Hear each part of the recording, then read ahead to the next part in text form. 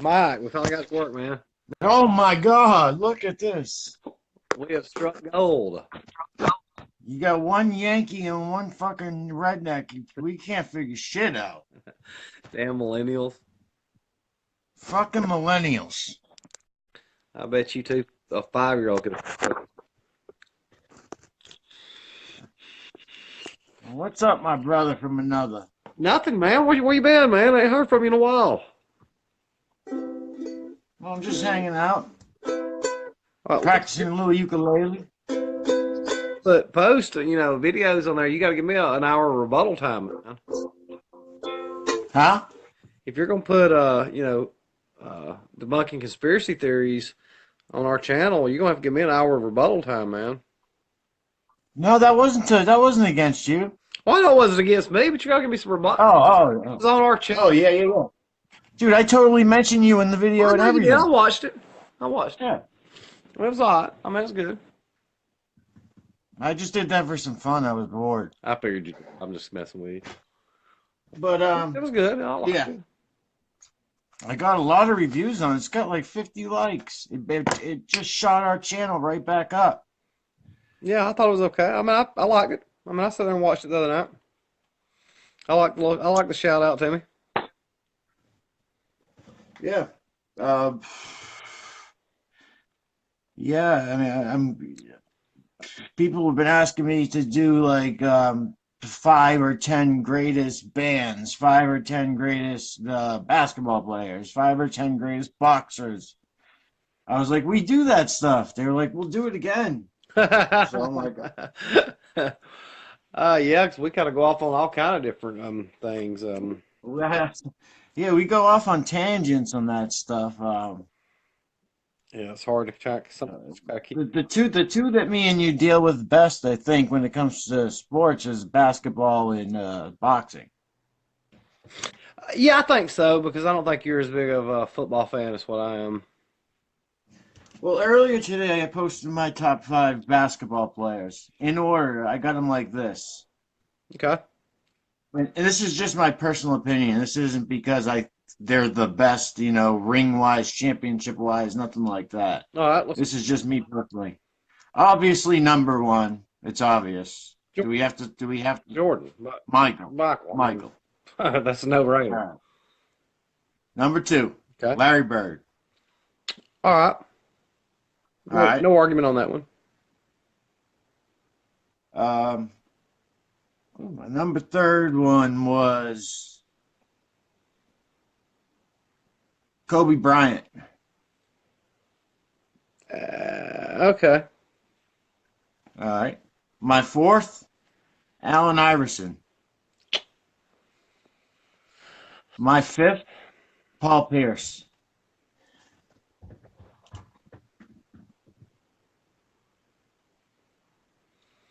Um, those bottom three are certainly great basketball players. I don't Oh, they're all great. I Yeah. wouldn't argue if somebody put Kobe in there. AI was definitely a great player. I loved Um, AI. my thing is, how do you leave Pistol Pete out of that? I mean, that was obviously the Oh, greatest. because That was the greatest pure. yeah, but that's in his day. I mean, he would get I, whooped. all, But if you want to do personal opinion, that's fine. That's your favorite. I didn't say it was my. If you want to put I it, don't know how you leave Pistol Pete out of that. I mean, obviously the greatest pure shooter who ever. Dave, we're talking about sports, man, because you always tell me you're gonna do a show with me and back the fuck down. So yeah, we're talking about sports. Um, I would also come up there and I'd say, how do you leave Kareem out of that? Name your 5. Not who you think the 5 best are, just your 5 favorite basketball players in order. All right, Jordan and Bird, we agree on that. 1 and 2. 1 and 2, no doubt. Easily. Easily. I would probably say I'd probably have to put Pistol Pete in there. Okay, hey, no, I'm not. I don't know how you leave Kareem out of it. Um, or Magic for that matter. Uh, this is tough. I mean, um, That's four. You got four now. uh, You got Michael, Larry, Pete, and Kareem. I mean, Oscar Robinson was a bad boy. You're not gonna put in Kobe Bryant or LeBron James? No, absolutely not. Um, LeBron was just a beast. He's just physically superior than everybody else. He's like a baby Okay. Shaq. I Um, got my friend Jonathan watching. Jonathan, we're naming my five personal favorite basketball players. He's naming his five. Check out my five, Jonathan. Tell me what you think. Kobe Bryant. I Number mean, one, Kobe number Bryant is one, the best. obviously Michael Jordan. Michael Jordan, number one. Larry Bird, number two. Kobe Bryant, number three. Allen Iverson, number four. Paul Pierce, number five. Go ahead, Chris. Name your five, because Jonathan's well versed in sports. Jordan, Bird are obviously those two. I don't know how anybody leaves Pistol Pete out of that. I mean, obviously the best pure shooter who ever played the game. Um, he could not. Steph Curry is up there too. I mean, I'd put Steph over over Kobe. I mean, Steph Oh never. hell, fucking no. Ste- No way. Steph never had a Shaq, and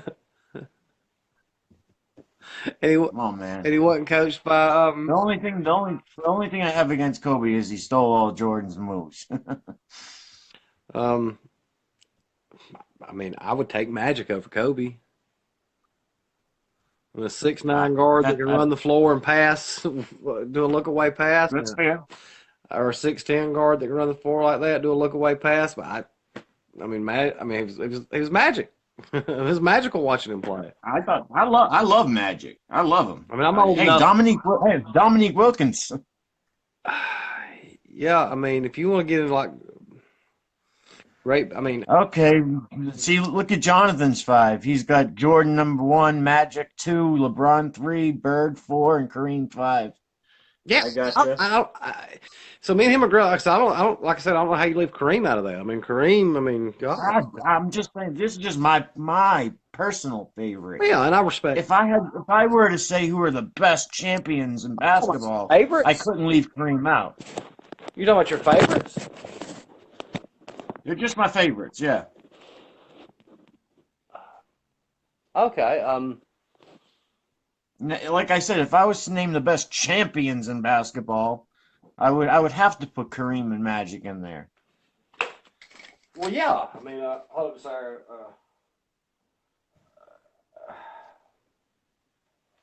You're talking about just your five favorite players, right? Right. All right, In all order. right, so let me. Well, I'll rename my five favorite players then. I thought you were talking about the five greatest.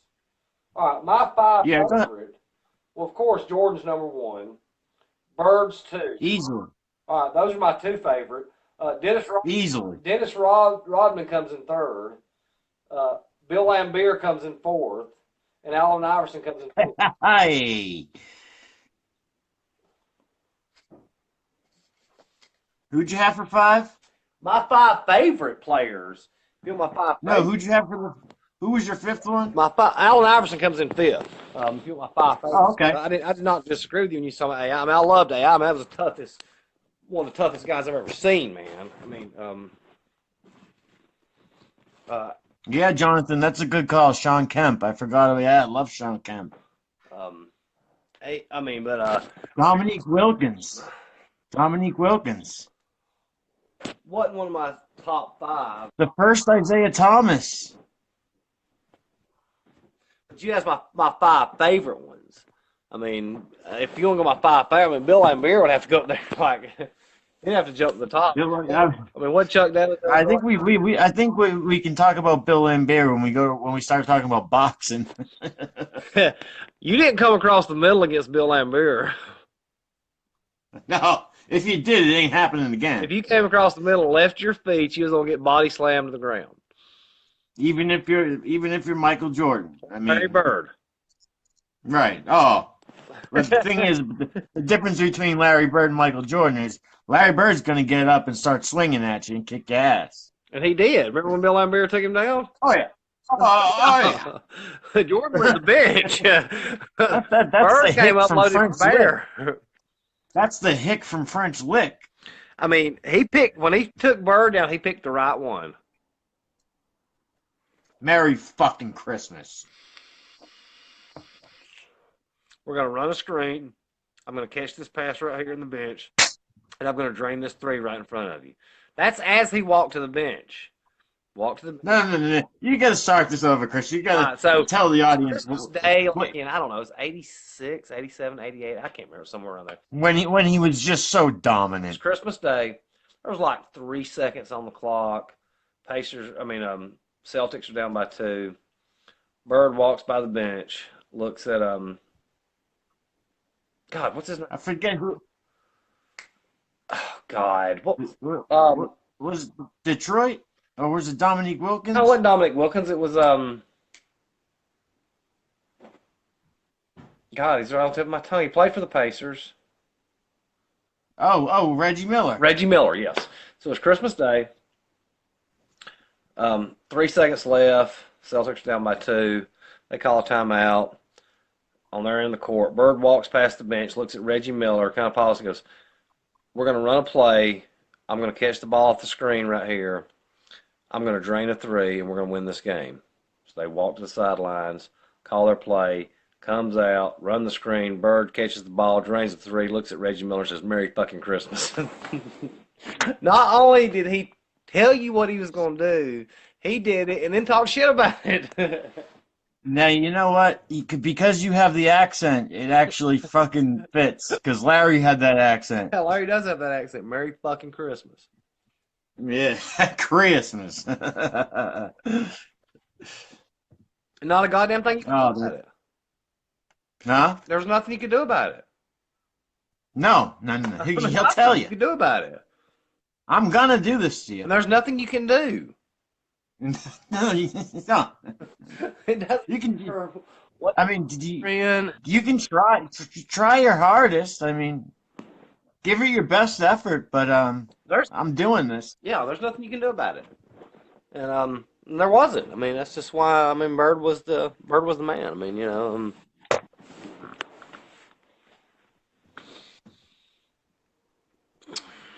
And always will be. I mean, when he coached, when he coached, those 3 years, he was so stoic. I mean, I wish he'd still coach because, when his team did. Do you remember when he coached? He coached Indiana, and Reggie Miller hit a clutch 3-pointer to tie the game and take him in overtime or win the game. It was expected. Yeah, he just stood there like this. It was like that. That's what you're supposed to do. That's what we do. That's what we do. It was expected. Yep. Because he did that all the time. You know, he actually, and I know it never would have lasted just because how he was. But, you know, before he went to Indiana State, he enrolled at Indiana University to play for Bob Knight. Yeah, for sure, yeah. But, you know, Isaiah Thomas said something. Great book. Great book right here, Larry Bird Drive. Never read it. But, you know, Isaiah Thomas said something one time that was great when Coach Knight got fired at Indiana. You know, Isaiah played for him. And Isaiah said, "Look." What, he said Larry Bird would be just an average player if he was black, right? About Coach Knight. He said, yeah, I remember Isaiah saying that. But he's talking about Coach Knight. And Isaiah said, "Look," he said, "Coach Knight is not for every player, and every player is not for Coach Knight." It's true. You have to have a special amount of mental toughness to be able to play for Bob Knight. Like I think that you have to have a special amount of mental toughness to be able to play for Bill Belichick or Nick Saban. Oh, God, yeah. Yeah, those are the elite of the elite when it comes to coaches. Yeah, those guys are not. Dean Smith, UNC. Yeah, well, I don't think that Dean Smith really had. I mean, yeah, he's a great coach, but I mean, these guys like Belichick and Saban, they're coaches that should not be surviving in this era when you have to, you know, mollycoddle these athletes and these egos. These guys don't care who you are, how much money you make, or what you know, how great you're going to do what they say. Or you're gone. There's no Now, argument Chris, about. I'm from Boston, and I know I should know more about the Patriots than you, but you are a bigger football fan than me. Yeah. What do you think about all this stuff about the Patriots doing like cheating and stuff and filming other teams and stuff? That's something that every team does. And first of all, I mean, does it really? It wasn't illegal. It wasn't illegal at the time. Is it going to change the outcome of no game? No, because everybody has scouting of every team. It's not. It's something everybody does, and that's just stupid. It's just It, it people. they love people love Patriots haters love throwing it out there though. Same thing about the Tom Brady deflating the balls. Okay, well, Yes. God, the guy who Brad Johnson, when he was a quarterback for the Buccaneers, he paid the ball boys $5,000 to deflate the balls down where he could grab them. All right, now the Patriots won that game 45-7. They was playing with the same ball. Of course, the Colts scored. Okay, so how did that benefit them to a 38-point victory? They're playing with the same ball. That's just stupid. It's people cannot stand excellence. They hate, which I'm the exact opposite. I love, when the Patriots played in the Super Bowl, I can't remember this year or last year. Somebody's like, "Who are you?" And that's your team, right? That's your team. The Patriots? No, my team's the Cowboys. But when the Patriots, Oh, okay. the second favorite team is the Patriots because the Patriots are a thing of excellence, like the University of Alabama is. You have to, Yeah. you can hate them all. No, no, no, no, no. I know what it is. Brady's your guy. How do you go against a guy who goes to the Super Bowl every year that he plays? I mean, he's like Mike Tyson, I mean, it's like I love He, excellence. he he's got the X factor.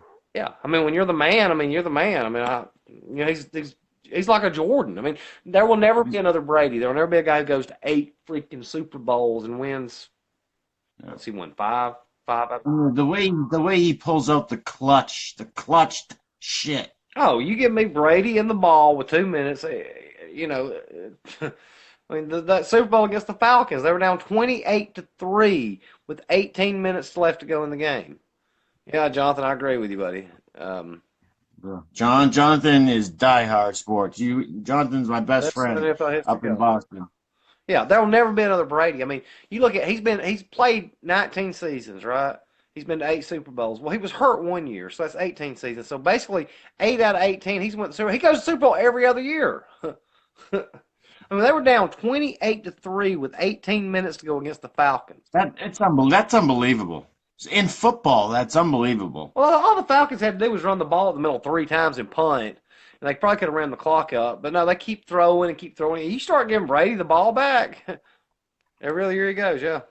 And he should have had more than that. Remember the year against when the Broncos went? And if it wasn't for Belichick, they lost 20-12. And they had the ball inside the 20 like 5 or 6 times. And Belichick kept going for it instead of kicking field goals. Belichick would just kick the field goals. That'd have beat Peyton that year. Sure would. Definitely put him in there, yeah. I mean, the guy's 40 years old. It's like he's. That's another thing that's so startling about him. His age. 100 yards, 3 touchdowns, and he loses. That's right. It's fucking. You know what, man? He's up there with maybe one of the greatest athletes of all time. I don't think he's even that athletically. I don't know if he's that great of an athlete. He's just got. I mean, he's not that fast. He doesn't have. I don't mean agility wise athletics. I just Not mean fast. He doesn't have I the think he's greatest. one of the greatest professional sports Yeah. athletes of all I time. mean, he doesn't. I mean, he's his arm strength is good, but it's not overwhelming. Um, he's not. He has just enough in every aspect to make it. I mean, as far as physical skills, I mean, It's like the Larry Bird effect. as far as physical skills, as far as a player, and people's probably gonna say I'm crazy like this. As far as arm strength, mobility, and speed, I mean, all three of them combined. I'm not saying you had to be the fastest. Probably Brett Favre and Tony Romo was because Brett Favre was. I mean, Tony Romo was a clone of Brett Favre. They had the strength. I mean, they had enough to move around the park. They had the speed. That to do it. Um, but I mean, all that stuff, I guess, really doesn't matter. I mean, but Yeah, definitely. Hang on one second, Chris. heart, brain, and yeah, yeah. You can't. I guess Will's probably Yeah, I agree.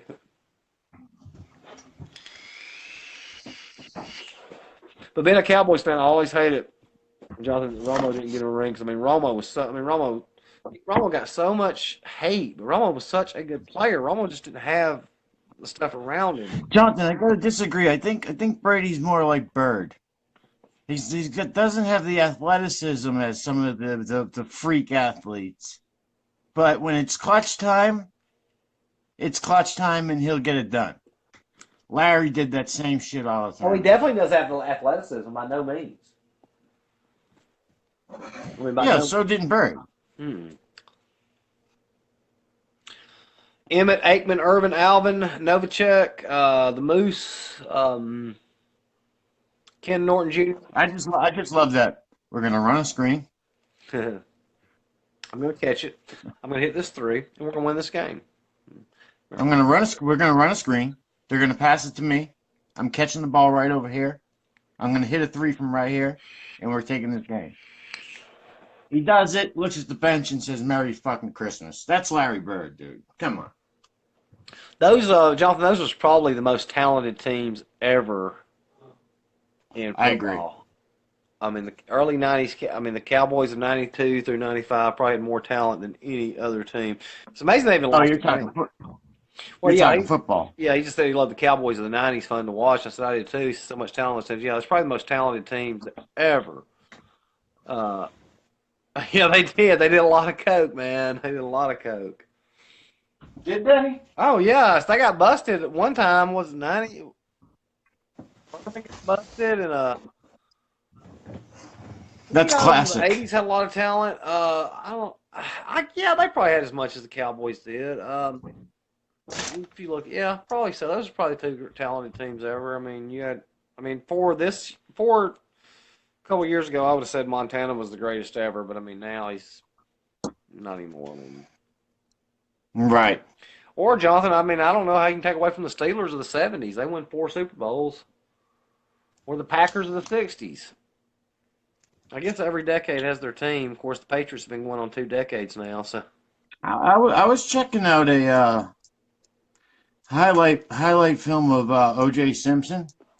Man, oh, the Juice was. that guy could run, man. That guy could run. Do you know who Lou Holtz is? No. So Lou Holtz was a college football coach for years, head coach. But anyway, in the um, I think it was in '68, Lou Holtz was the defense coordinator for Ohio State, and they was playing USC. And right before halftime, USC ran that student body right, pitched it to OJ, went 80 yards down the sideline, scored a touchdown.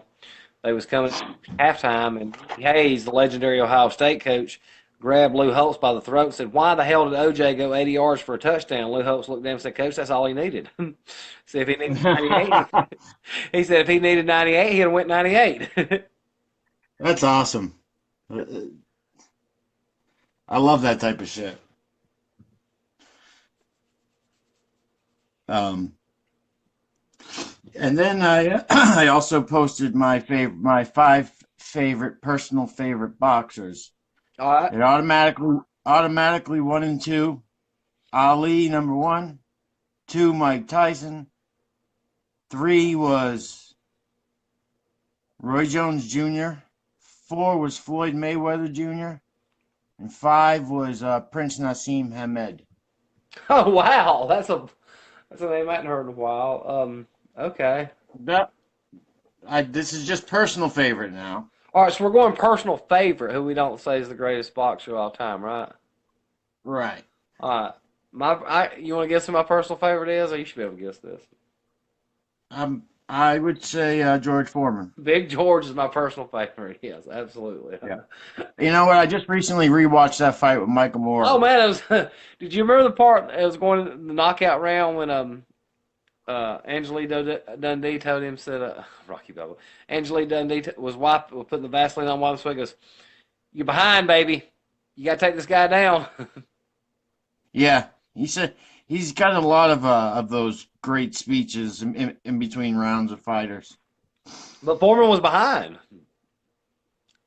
Right, I know. But I don't know why Moore stood out there going in the 10th round, knowing he had won 7, 8 out of 10 rounds. Why he stood out there toe to toe with him? Because I've seen that so many times in my life. Big George trailing on the cars going in the late rounds, and him just hitting you square on the chin. Big George baited him. Big George baited him into that. You know, you Come on in. trailing, He's just trailing. come on in, Michael. Look, come on in, Michael. I'm an old man. Come on, you can get closer to me. And he hits him with that jab. It's Telephone a pole. fucking telephone I mean, pole. I mean, it was only about a 10-inch jab, man, Stiff. that caught him square on the chin. And he didn't move. I mean, it was lights out. Gone. Flat. Face down, ass up. I mean, by the time Joe Cortez come over there and looked at him, and his eyes had rolled back in his head, the hands was down, the mouthpiece was loose. I mean, it was over then. I knew he wasn't going to get to 10. He wasn't going to get to 8. He didn't even move till he got to 10. Fucking classic. But I've seen that so many times. Yeah, you're right. I mean, like Big George trailing on the cards late in the fight, final rounds, bam! Hey, by the way, how old was he? 45? 45? That's unbelievable.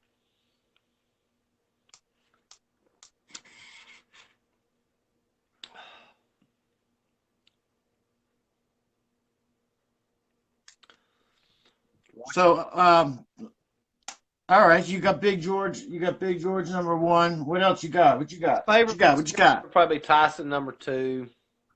Mikey Mike. My third favorite would be Sugar Ray Leonard. My fourth favorite would be Yo, you put Sugar Ray in there, huh? yeah, oh yeah. My fourth Sugar He's a class act, man. My fourth favorite would be the Golden Boy. And I guess you talking about De La Hoya. De La Hoya? Yeah. Dude, you know how he got that sex tape back in the day with him dressed up? Yeah. Dude, a new one just came out. With De La Hoya? Yeah.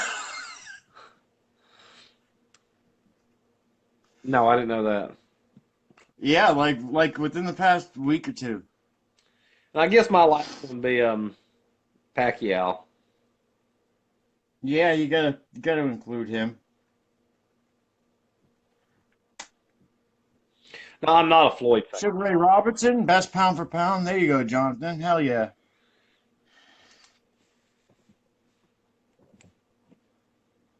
I mean, what about let's go old school and put Jack Dempsey in there? Yeah, for their time. But like Mike Tyson there was no. They didn't have 15 rounds. Those guys went on 100 rounds. Yeah, no shit. 100 rounds, man. Can you imagine? 100 rounds. The fuck out of here. No gloves on, 100 rounds. No hand wraps. I mean, that was. I mean, God. I bet your knuckles was mashed potatoes at the end of that fight. Of course. Oh God. No hand wrap. That's a man right there. Jack Johnson. Yeah. So yeah, you got Mike Tyson in there at 2. Yeah, you're gonna put this guy in there. You heard of him? Cassius Clay.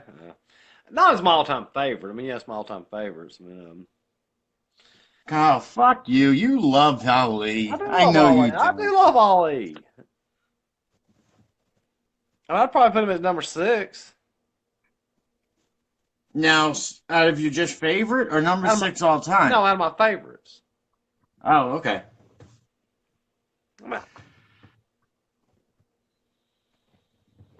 Maybe, I was talking with my dad, and I was thinking, if you got to pick, one superstar, the athlete, musician, anything, who would you pick to hang out with for a day? Oh wow. Well, let's split it up. If it was an athlete, who would you pick? An athlete? Yeah. All right, let me think about this for a second because I'd want to hang out with Ali.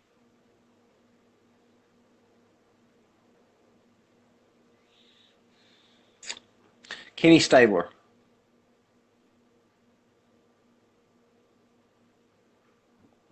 Who? Kenny Stabler. Who is that? He was a quarterback for Alabama. He was a quarterback for the Oakland Raiders back in the 70s. I think he probably had about 12 DUIs. Was the biggest fucking life of every party you've ever met. Oh, shit. Hold on. Adam, why can't you stand Muhammad Ali?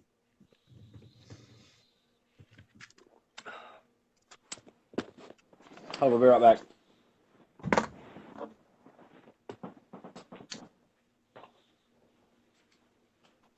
Yeah, Jonathan, you hear that thing about the Golden Boy?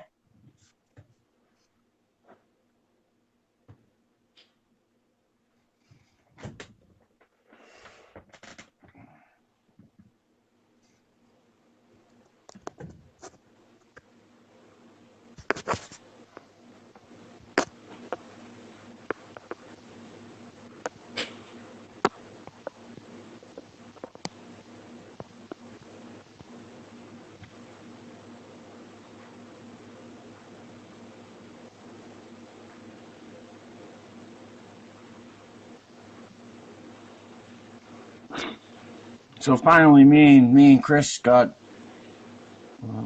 back on this podcast thing. I think he got sick of me because I was whooping his ass in that JFK assassination debate shit.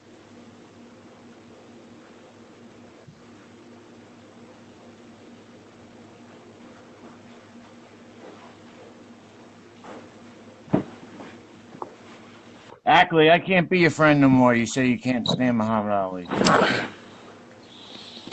Haters hate, commentators commentate. Mike, we got to do Parkland pretty soon, man, because I got to get to Tippett. Yeah, I gotta beat your ass soon. So yeah, we gotta get that done. Okay.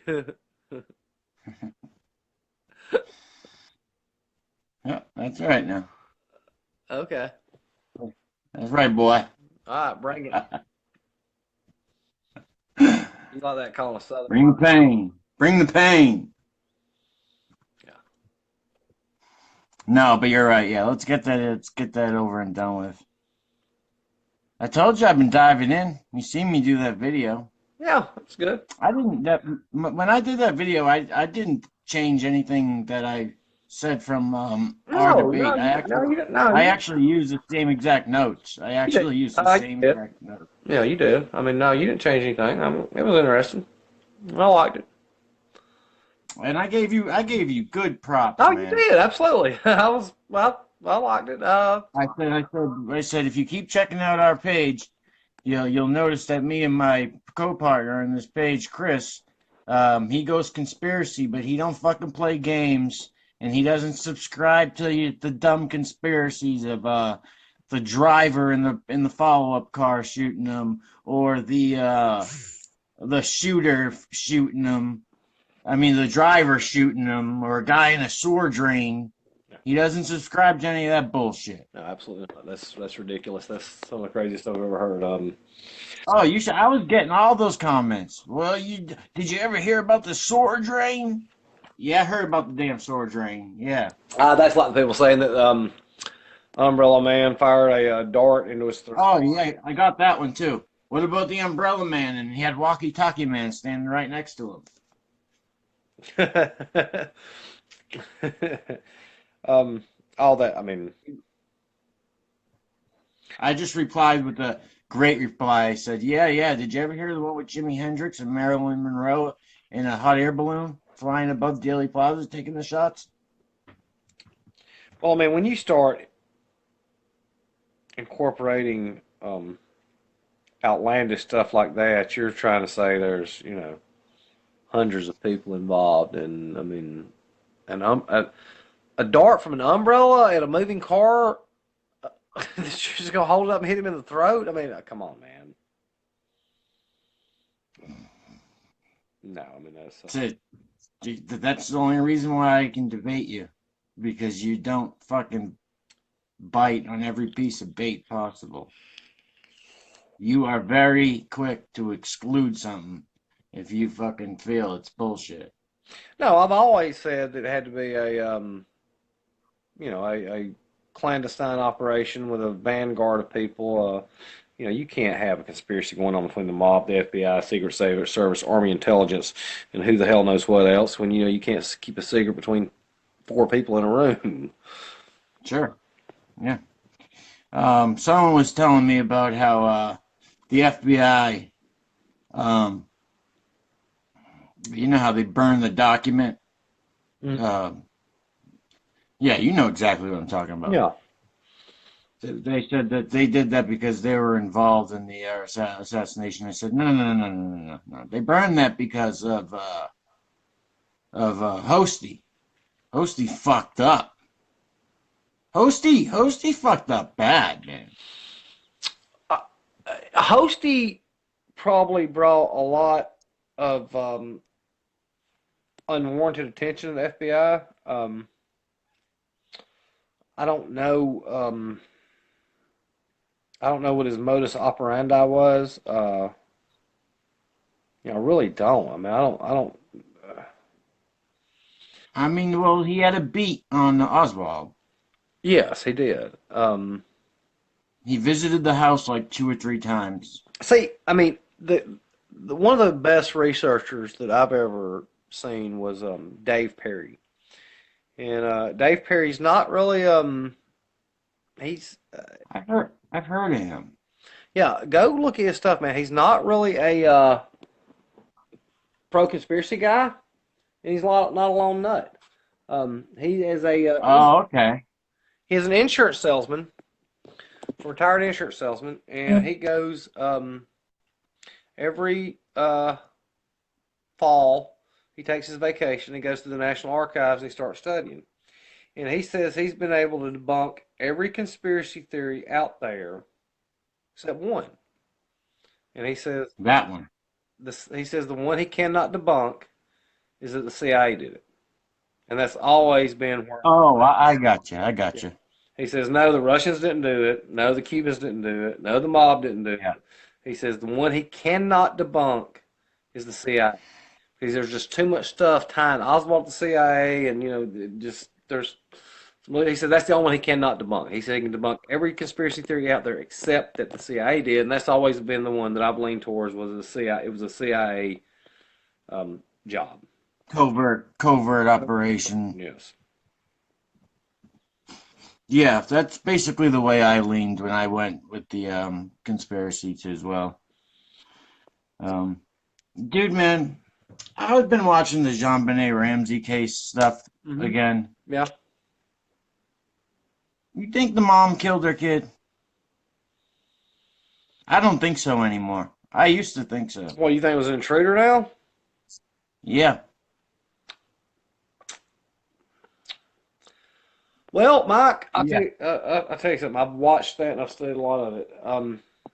I'm still not definitive on No, that. I understand. I go back. I understand exactly where you're coming from, and I go back and forth on it a lot. The only thing I keep coming back to is if you went inside the house as an intruder, Yeah, for where the Ramsey's bedroom was at, it was on the third floor. I mean, the kid's bedroom was on the right. third I floor. know. So you would have to know the layout of the house, and you would have to be able to get that kid downstairs without waking the brother up, who was on the third floor as well, and past the parents' room on the second floor.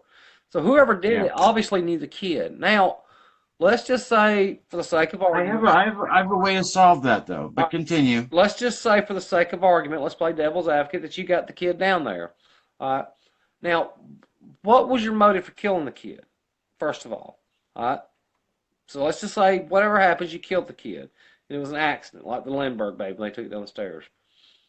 So you kill the kid. You're not going to linger in there. You're going to get the hell out of there. But no, this intruder spent enough time to write out a 3-page ransom note. Not one time, not 2 times, but 3 times.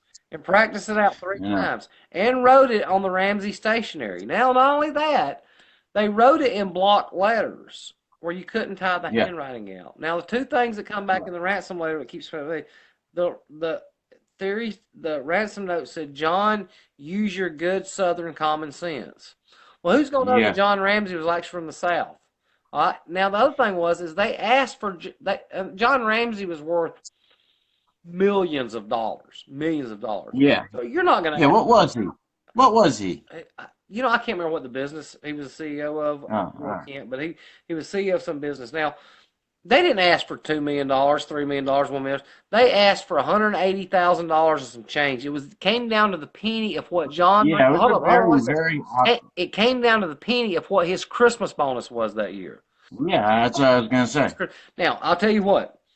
If you want to give me an intruder theory, the only one that I'll buy is that Bill McReynolds did it.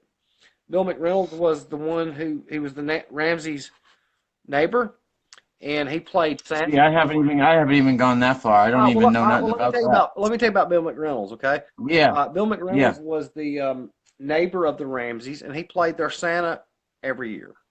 Oh, yeah. Now Bill McReynolds told John Bonet that Santa's going to pay you a special visit the night after Christmas. All right, now Bill McReynolds' wife wrote a play back in I think the 70s or something about a childhood beauty who was murdered and sexually assaulted and was strangled to death with a garrote around her neck. Ding, ding, ding. Does that ring up about what John? I mean, Yeah. if I was the Boulder Police, that was the one that I would have locked down on immediately and would have questioned the hell out of them. But they didn't really question them that much. They just let it go. They did. I thought they did. I They thought they did. Now they did question them, but as far as a deep interrogation, They exonerated him very quickly though, huh? quickly, there was not a deep interrogation going on of them at all. No. Now, as far as like what they exonerated the Ramseys on, there was some touch DNA that was found in her panties. Yeah. Now, touch DNA goes, I can touch something, my DNA will be found on it. So, somebody who Yeah. was packaging the panties at the, wherever they was distributed. It was touch DNA is what, blood? No, touch DNA could be your skin cells coming on it, like touch DNA, like you just touching it. If they exonerate them off, Okay, so it's not cum. It's not it's semen. not any bodily fluids. It just comes from skin cells. So I mean, that could have See, somebody told me that there was cum on her panties. no, there was not cum on her panties. There was two different doctors examined her, and one doctor said that there had been sexual assault. Another doctor said there was none. What the person was probably going by was there was a pubic hair that was found in her panties, and they could not tie it to anybody. The closest match it came was to one of their daughters that lived in Atlanta. Um, but I don't think it had the bulb in it. It was just the hair itself. Um, they couldn't really tie it to anybody. But touch DNA just comes from somebody that like touching the pan. I mean, it could have came from the manufacturer when they was packaging it up. Could have came from the store. Yeah, I've heard that. I've heard that argument. And another thing was, did you the knot on that contraption that they used to strangle her? Was not really a garret. It was just kind of tied on there. Yeah. And I don't really know if the cause of death was ruled as strangulation. I think it was ruled as Why shouldn't she tase her or something?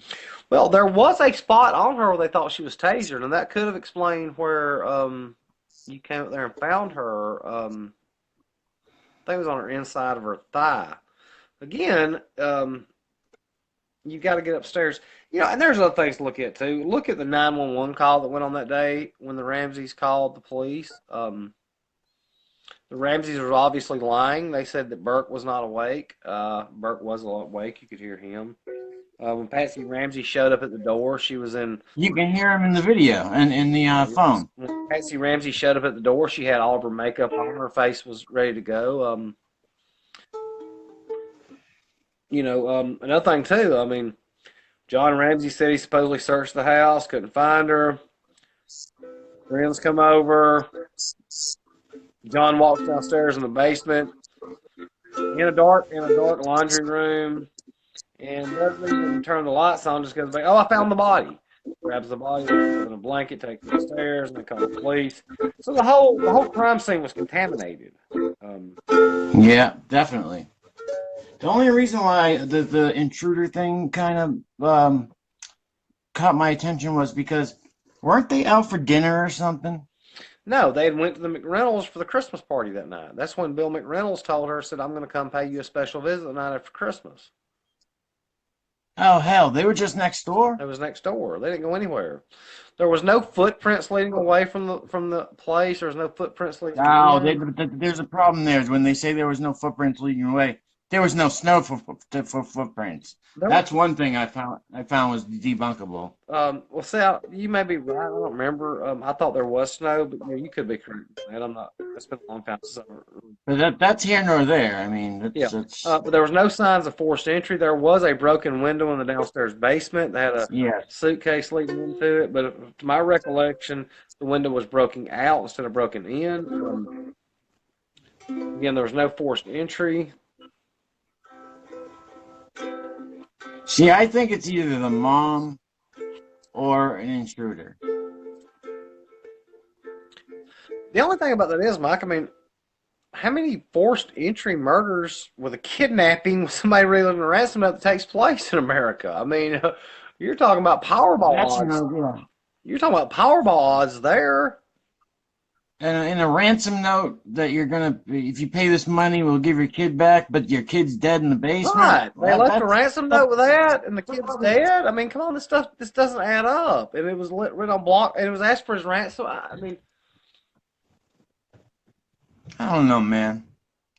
Did you see that new thing on OJ where it was a thing that they never aired when his book "If I Did It" came out? somebody was telling me about that. I never read it Oh, or watched it. Chris, you gotta see this. You gotta see this guy tell it. He tells the story. He tells it.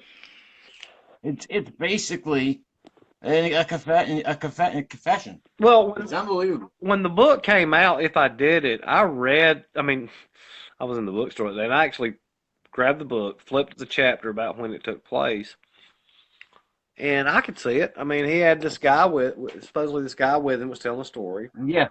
Yep. He goes over there just to scare her. Goldman comes up. He blacks out. I think this guy that he says is with him is just like his alter ego, like the maniac in him. You know who I think it was? I think it was his son. Yeah, I know that's one I've heard too. But I think I've heard that from you. I actually think his son was with him. I don't think his son actually did it, but I think his son may have been the one that was with him. And but anyway, blacks out, comes to and goes, OJ, what have you done? Blah blah blah. OJ just feels this wetness on him, realizes it's blood, and they do this stuff. And I can, in my mind's eye, I can see it. OJ went over there, coked up. He was screwed up. Goes over there, confronting Nicole. Goldman walks in. Dog wags. He didn't say Goldman got in a karate stance or something. Yeah, but I think what really set him off is they said that Akita, when Goldman came in, the Akita seen Goldman and the dog started whacking its tail, and OJ knew the dog. Oh, And that said OJ. OJ wasn't having that, huh? No. I mean, I don't think, honestly, I do not think the guy went over there to kill her that night. I really don't. I think he went over. I think he went over there to spy, to be a creep. Well, I think he went over to scare her, honestly. I mean, 'cause I think he went over there with the gloves, with the knit hat, with the knife. He did have a knife, though. The knife part is. I think well, I mean, the guy had pushed the envelope so many times. I don't think he went over there with the intention of killing her. I really don't. And I think It's a good point. I think he went over there I think he grabbed that in a cocaine-infueled rage and went over there. And next thing you know, where are you getting this this thing that he's so jacked up on coke? Does he say he is? no, Oh. it's just mainly speculation. I mean, I've heard some other Oh, okay. there was one lady that was supposed that they did not call to testify at the trial because she sold her story to the National Enquirer. Was it when OJ was leaving, was it Bundy? Or wherever? Yeah. When OJ was leaving there at Rockingham? There's Rockingham and Bundy. Those are the two locations. Yeah, it said whenever OJ was leaving there, he ran a stop sign and almost T-boned her car, almost hit her, and she sold her story. Yes. To the National Enquirer. But I think he flipped out. I mean, honestly, I think he flipped out. I mean, Yeah, he lost him, man. He just fucked them people up. but here's what kills me about Matt is, I guess I mean, the dude had everything, man. He was a nice looking, charismatic guy who, he's prime of his life, mid late He won everybody over. one He just, yeah, ten he's just dollar smile, charismatic. man. I mean, like I said, nice looking dude, charismatic. I mean, beautiful smile, well spoken. I mean, Mhm. analysts on NBC, A Hertzberg good car one too. commercials, was in all kind of movies. I mean, any kind of workout tapes. I mean, the guy had everything, but that was just his Yeah, arrogance, man. I mean, full package. he had everything. I mean, but you know what? I mean, it was probably It's very interesting, ain't it, Chris? what now? It's very interesting. It's a very interesting case. But the thing that I think is people say he should have went to prison, and I said, you know what? Well, he did go to prison, obviously for that robbery. But you know what? Yeah. The the guy would probably be out right now if he had went to prison for that because they was only giving him like it was only second 225. yeah Yeah. second degree murder. So he'd probably been out for that right now. He probably did 20 years of been out. But the guy was already in his own prison because he was so used to being the spotlight, and he was just ostracized after that. Nobody wanted to touch him. Nobody wanted anything to do with him. And he was Yeah, when he first got out, he came back to Brentwood. He screamed, "The mayor of Brentwood is back!" And then he started looking out his window of his house, and he seen people holding signs up saying, "Fuck you, you fucking murderer," and shit like that. And that's the first time OJ seen thing. Usually people love him, you know, well. OJ thought that after that trial, that everything was going to be the same. everything's gonna be the same. And had it been a case where it was circumstantial, it could have went either way. Um, he may have regained some of it, but when the evidence was so overwhelming, mean, It really was. there was nothing that pointed to anybody else but Orenthal James Simpson. And I was somebody that looked for other evidence. I looked for something. I mean, I tried my best. Well, that's what we do, like with Kennedy. But the DNA evidence does not lie. No, you're right. I mean, that just doesn't lie. I mean, But did you see how OJ's team worked that DNA shit? oh, they tried to blame it on the. Oh, they worked that guy though on the stand. They worked You him. talking about Dennis Fung, or are you talking about Furman? The Asian? Oh yeah, Dennis Fung. Oh, they. I mean, and it was and in all fairness, I mean DNA was in its infancy then. So you was teaching people who really you never heard of DNA before. I mean, it was in its infancy. I No. mean, so it was all Yeah. news to me. So I was the same too. I mean, I was a young guy. I was like, "What is all this hocus pocus stuff you're talking about?" Yeah, I hear Talking you. about Yeah. all these all these transmitters and this is like hocus pocus magic right here. And I agree. I I agree. didn't know what it was. I mean, nobody else did. You're talking about DNA. And you're talking about this blood ties. I'm like, whoa, hold up, back up. I've never heard this stuff before. And I mean, they was trying to say that because they didn't, people was walking through the blood, it was contaminated. And I guess the crime scene was contaminated, but I mean, still, that wouldn't put anybody else's DNA over there. I mean, No. Dude, the blood was in his fucking house too. On his socks. the only thing that gets me is, and I guess I can logically explain this, is because I think he changed clothes. Is there was hardly any blood in the Bronco. Yeah, what? How can you explain that? I think he took. What do you think he did? I think he. You think he changed clothes outside in the street? I think he took his clothes off right then, Right there right at there. the I scene. think he had to. There's no other explanation. Had to. Because there was only like a few blood drops and smudges in the place. I think he took his clothes off right there. Probably ran in the house. Right there amongst the bodies. Right there in the house. Grabbed a garbage bag. Put the clothes on there. I agree. I mean, What do you think he did with those clothes?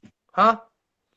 What do you think he did with those? I'll tell you what I think he did. If you ever look at when he came back that day, That's why I'm asking, because I know what you're talking Gave about. it to Robert Kardashian, and Robert Kardashian just He hands him that Louis Vuitton bag or was in whatever. that Louis Vuitton bag that had the murder weapon and had the clothes in it, and Robert Kardashian disposed of it. And I think that's why you seen Robert Kardashian throughout the trial.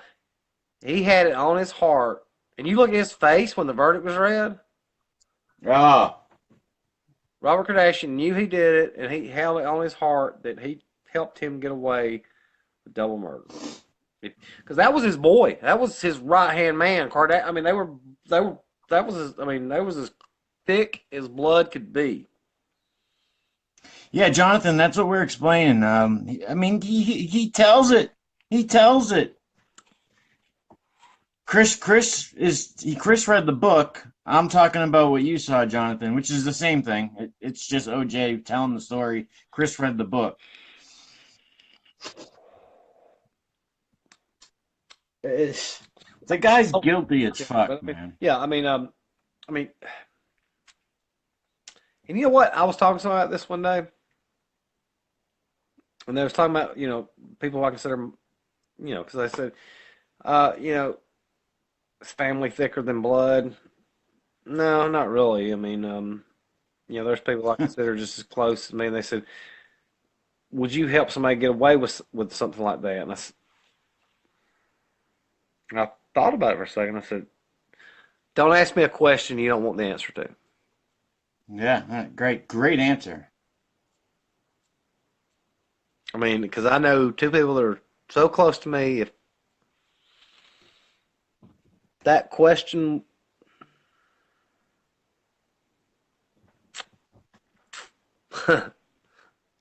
I hear you. I hear you, buddy. I hear you, loud and clear. enough said, right?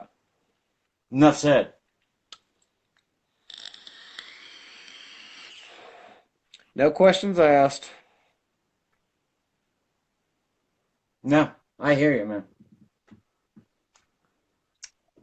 Yeah, I'll tell you right now. There's people, and that I would. Somewhere, all right, I'll drop. I'll get rid of the bag. Yeah, I got you, buddy. You know what I mean? Yeah, I got it. Chill. Go back inside. But I'd still give it the. What the fuck you do, dude? Fuck. All Well, right, after come over, on. what the fuck, man? What the fuck did you just get us into? We're fixing to go to goddamn Yeah, prison. I yeah. mean, I'm not. I mean, yeah. I mean, I was told. I That's mean, right, Jonathan. there are certain people in my life that if they asked me to do something within reason, I couldn't say no. No. Like the kid that we're talking to on here, Jonathan O'Connell. He's one of my best friends. I would, I would, I would probably do something like that for him. I wouldn't think twice. No, because I know he'd do it for me. If I got a phone call at 3 o'clock in the morning, hey man, come here. All right, let me get up. And I get up. What the fuck, man? Here, do something with this. Jesus Christ, you stupid motherfucker. Go home. All right, we got this.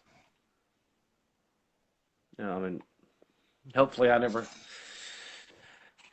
That and that's that's I hope that's nobody that's thinks the I'm that's the advocating, murder or anything yeah, like that. that's the point. That's the moral of the story is hope these situations never come to Yeah, fruition. I know by no means are we advocating murder or something like that or getting away with it. I mean, they're just, I mean, Speaking of murder, did you hear Alex Jones is getting sued because he said the Sandy Hook people were actors? I've heard that whole Sandy Hook thing or actors. I didn't know he was getting sued over. Yeah, but this week the parents have decided to sue him. Um, I think in certain things like that, Come on, man. people should keep their mouth shut. I mean, that's just Yeah. ludicrous. I mean, and here's something off topic right there that that our current governor in the state of Alabama, Governor Kay Ivey, she's running for What's his name? her name, Oh, what is it? Kay Ivey. Oh, okay. Go ahead. She's running for re-election, and she has an ad on that last year. I didn't know this last year. Ever since the I don't know, a couple years ago, they started taking down some Confederate monuments and stuff. Well, the Alabama Yeah. legislature passed a bill that says you cannot take down a monument older than 40 years old or something, basically protecting all the Confederate monuments. And she signed it into law. I never heard of it. It was last year. Nobody else ever heard of it. Well, she's running a commercial now about, hey, these Washington outsiders and blah blah blah. And this political correctness I don't like, and we know what our past is, and in order to move forward, we need to remember our past. So she is running on signing that. Well, it's just erupted. Okay, so what they want her to sign is to take these statues down. No, she signed a bill protecting these statues. Oh, okay, okay. Well, I got nobody it. even knew about it. Nobody really cared. But now she's running on that, and it's just erupted a firestorm here. And I was like, Right, I got and you. I was like, why did you even bring that up? Why did you even run on that? It's not an issue. Why did you even bring that up? Oh shit. I mean, so she's now the NAACP is raising hell, and she's alien. She's made black people mad. Um, and she's made some, a lot of liberal whites mad. I mean, it's like she can't talk about. And then the NAACP asked her to form a task force to look at race relations here in Alabama. She refused to do it. I was like, why? I mean, just fucking do a task force. And then they asked her to denounce the Ku Klux Klan and and Nazis and hate groups, and she didn't do it. And I'm like, why why are you why do you not denounce this? And she's running on Washington Outsiders, and they played a tape the other day showing her and George Wallace speaking, and he talked about outside agitators. Like, why are you doing things, running on things that was like 50 years ago? I mean, I don't get it, man. I mean, why are we running on things like this? Okay, what do you think about the statues, Chris? Well, my thing is I don't as far as your Confederate, so I guess I can say words offensive to black people. I mean, I get that. I mean, I know you do. You're a sensible, very yeah, sensible as guy. far as I can say that's where it's offensive to black people. As far as your Confederate soldier, I mean, when they went into battle, were they going to fight over slavery? Absolutely not. I mean, they were. I mean, your average Confederate soldier didn't own slaves. I mean, I don't think Lee and Jackson. I mean, when they were going into battle, they weren't fighting over that. You know, uh, so No, I have to disagree. It was certainly part of the war. No doubt I didn't about say it. that's part of the war. What I said was when those guys went into battle, where you think they was going in there going to battle, oh, we're going to free the slave or we're going to fight for slavery. No, that wasn't what their mind was. Oh, no. I didn't say that. No. Now maybe your Richmond people, like Jefferson Davis Yeah, and the Congress. yeah, I'm not yeah. saying they weren't that. But But the brass. yeah, when your army was going to fight, they weren't saying we're going to fight for the slaves. No more than wanting to fight to keep slavery. No more than what the Union soldiers, when they went into battle, they weren't going, oh, rah, rah, rah, we're fighting to free the slaves. That wasn't their battle cry. I mean, Hell no. that was not your average soldier's battle cry. I mean, so No, uh, no, not now. You're talking about the average, the infantry. right, your average infantry, your average soldier. I mean, so no, I mean, so in that case, I mean, if you want to, if you're gonna you in that case, you should not honor a Union soldier no more than you should honor a Confederate soldier. I mean, um, at the Battle of Shiloh, I mean, there was a Confederate soldier that got split from his ranks, and he was wounded, and he was sitting beside, Billy Yank, and they said, Billy Yank asked, "What are you fighting for?" And Johnny Reb said, excuse me, Billy Yank said, "How many slaves do you have?" And Johnny Reb said, "I don't have any." And Billy Yank said, "Well, what are you fighting for?" And Johnny Reb said, "I'm fighting because you're down here." I mean, 91% of Confederate soldiers didn't own slaves. They weren't fighting for slavery. Or, they were fighting because Yeah, I see your point with that. Yeah. you were fighting because you were in my backyard, man. You're in my, so I mean, as far as this, But the credo the southern, the southern credo was about slavery. I mean, Not I'm not saying solely, but that was in there. basically. I mean, a lot of us do is look. I'm not going to argue. Not what you're saying. Not your everyday infantry guy. I'm not talking about them. Well, it came down over taxes. I mean, slavery didn't become an issue until the Emancipation Proclamation was passed in That's it. There it is. Jonathan just cleared it up right there. Read it. They were fighting for their way of life, and the leaders were fighting Oh, for the big that's shit. probably the best way to put it. Yeah. There you go. I mean, so you can't. I mean, so as far as these guys up here, I think you're disrespecting the guy who went up there and fought. Over what this institution of slavery was. I mean, not by no means am I defending slavery, but I'm also, I had ancestors. Yes, you are. You're racist. Yes, you Oh are. yeah, yeah, anybody, yeah. You hate them. You hate them. I mean, You're a homophobic. You're a racist. You're a friggin' scumbag, Chris. I had several ancestors that fought the Confederacy, and they didn't own slaves. I mean, they walked back from everything. It was a bag of Chickamauga with no boots. These guys. Shit, that's just crazy, Yeah, man. talking about these guys didn't own slaves. I mean, these guys could barely Oh, they couldn't even afford a pair of boots. couldn't even afford a pair of boots. Well, we had no, a lot of them are for everyday soldiers. We have one in Birmingham that got covered up here, and it was a Confederate monument for soldiers and sailors. But as far as their leaders, like I said, Lee was not when Lee went into battle. Lee wasn't sitting up there going, "Oh, I'm leading this army into Gettysburg to to keep slavery." Lee wasn't thinking about that. I mean, Lee said that if he could free every slave and keep the Union intact, he would. Um, I mean, Lee was not, Lee was a military man.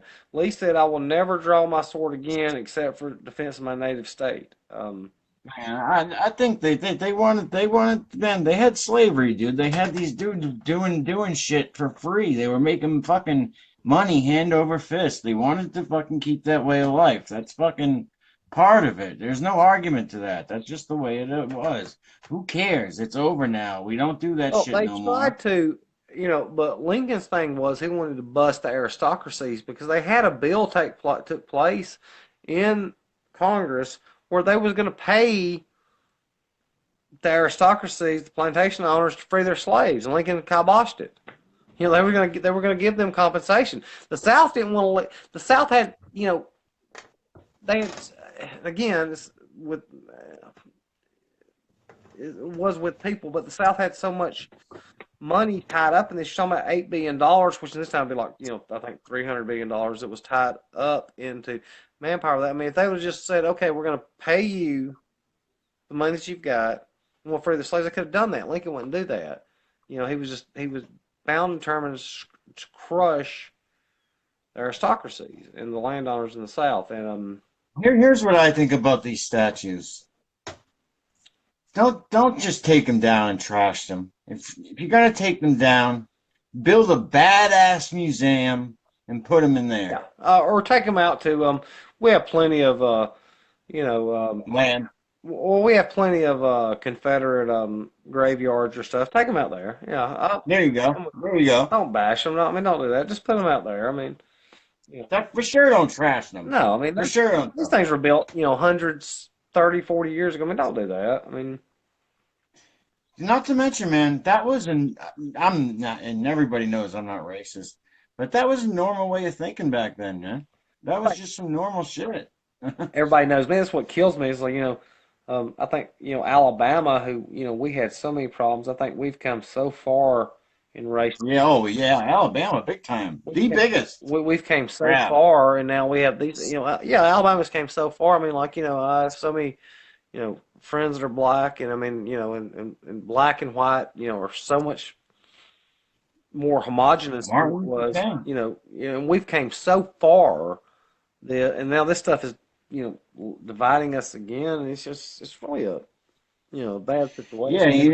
it's already a scar on the history and legacy of our country. Well, I mean, in Alabama, I mean, especially, I It's mean, almost like we're reopening the well, I wound. mean, even back in Alabama, back in the '60s, I mean, '50s and '60s, I mean, these Klans were down here. They was bombing black people's houses and their churches and their business. I mean, you couldn't even blacks couldn't even go to a restaurant. They couldn't. That's what I said, Jonathan. That's what I said. That's basically what I said.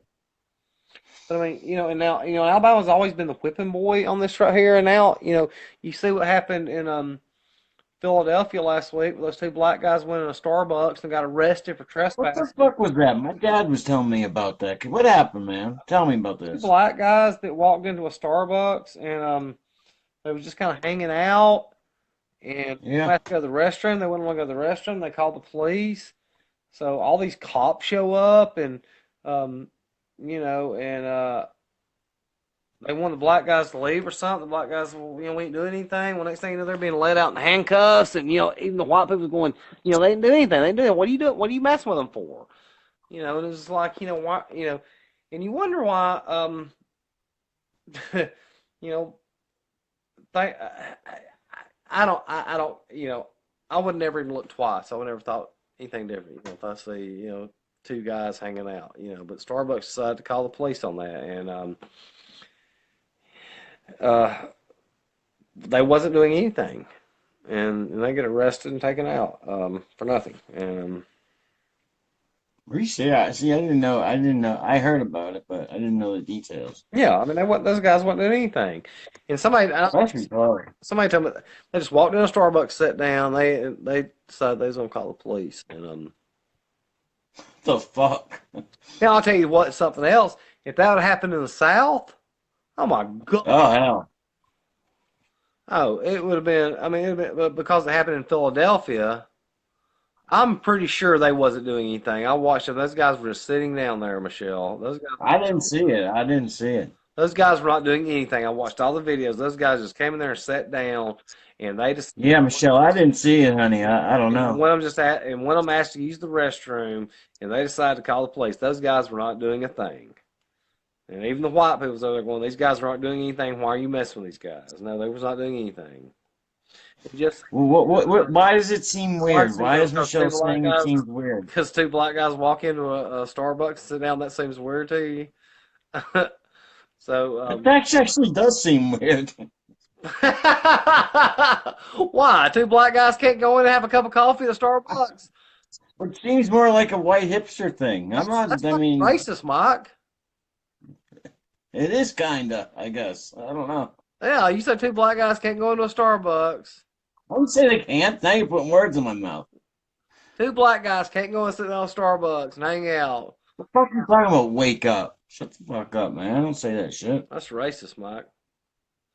Said two black guys can't go and have a cup of coffee or can't go sit down at Starbucks without the police getting called. That's fucked up, man. They go to Dunkin's.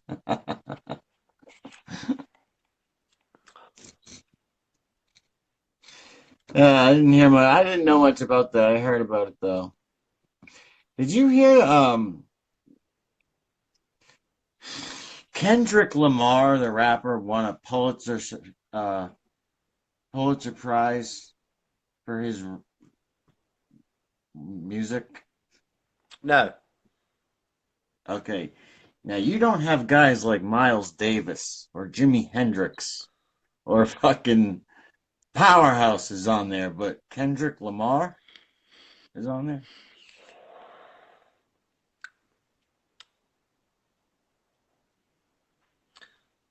Sorry, I was reading something on TV. My eyes are going so fucking bad, dude.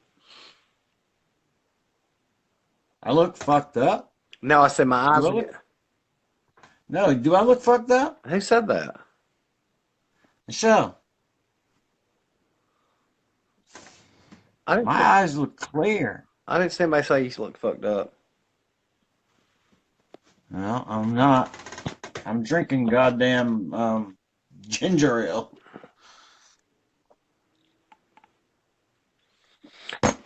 So, have you watched anything about the further Oh God. the Mueller investigation? Yes. It's just it's just one of those things. Well, let me ask your opinion. You tell me what you think.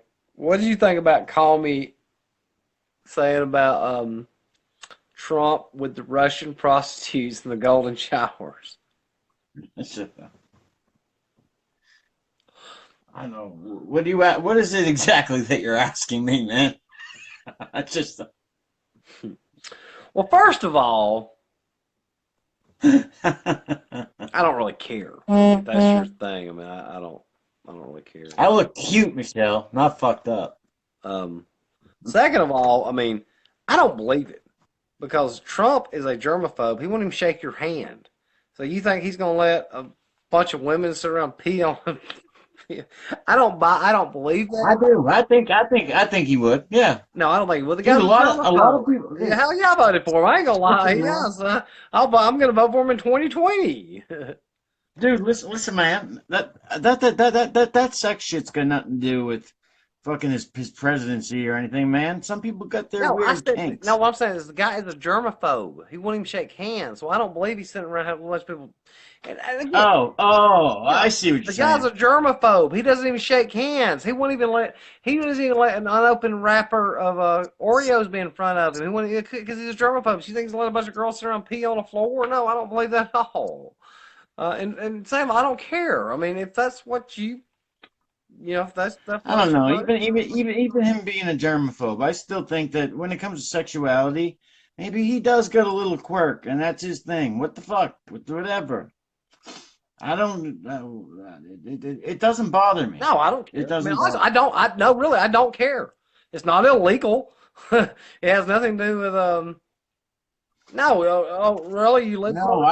I don't care if he likes. I don't care if he likes chicks that piss on him or whatever, shit on him. No. I don't Oh, really? fucking care.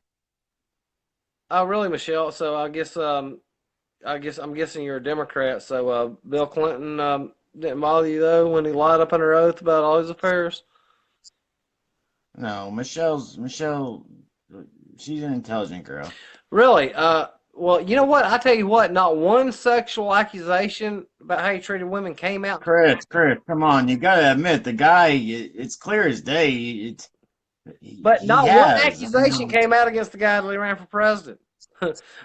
In 40 something years, not one came out against him till he ran for president. Nothing. Nothing. Not a thing. Not when he was had the hotels in Atlantic City. Nothing came out. it didn't need to come out then though. But I mean, but all of a sudden you're gonna bring this stuff out 40 something years later when There he's running for wasn't such president. Come hate. on, There man. wasn't such.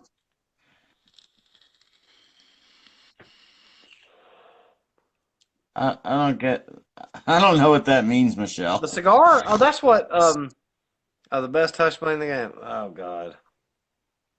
That's what Clinton put in Monica Lewinsky was a cigar. You don't remember that? He was Oh, I'm. they was sticking a cigar in the I think. I cigar. mean, you people. I think you people get wrapped up into this shit too much. I do too. I Fucking. mean, honestly, I don't really. Is it going to change your everyday life? What the president does? I don't like Trump. I'm not. I don't like him, but I think he's fucking hilarious. First of How do you all, not? You told me you like Trump. Now you gonna change on me? I'm no, I don't like him as the president. I've always told you that. Greatest president we ever. I don't like him as I don't like him as the president, but I think he's fucking hilarious. I The think greatest president we ever had. We never had a president who told you what he was going to do and did it. I think his sense of humor is so outlandish and He brash. has done. He And has done everything that he said that he was going to do when he ran. I've never seen a president that's kept every promise he made. I mean, Promises made, promises kept. No, Michelle, he's honest.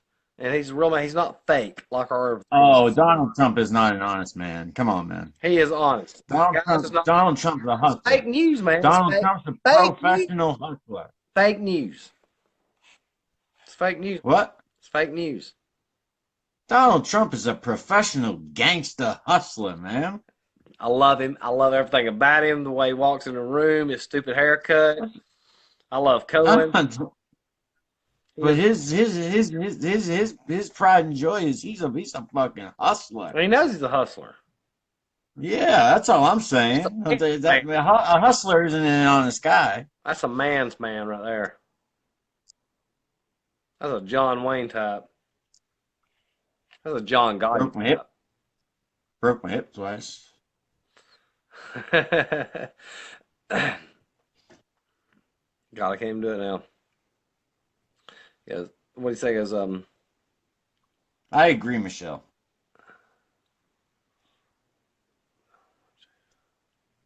they're all terrible people, okay? They're all terrible people. They're all elitist. They're all working for the same common goal. They're all on the same side. It just depends on which side you buy into.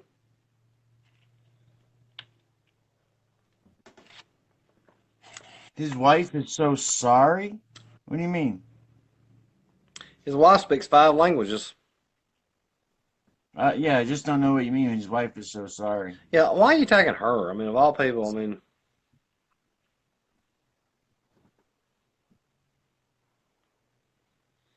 I can tell you this as a Huh? Republican, I never attacked Michelle Obama. Michelle Obama was full of class, I think. I think Melania's full of class. I didn't say she wasn't. I have absolutely nothing against Trump's wife. I not that I unless there's some things that I don't. Yeah, the wall thing.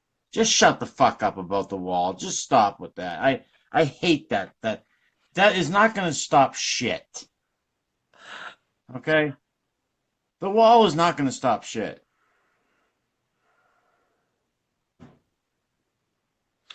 So what, Michelle? You saying his wife shouldn't be here? 'Cause she's married to him?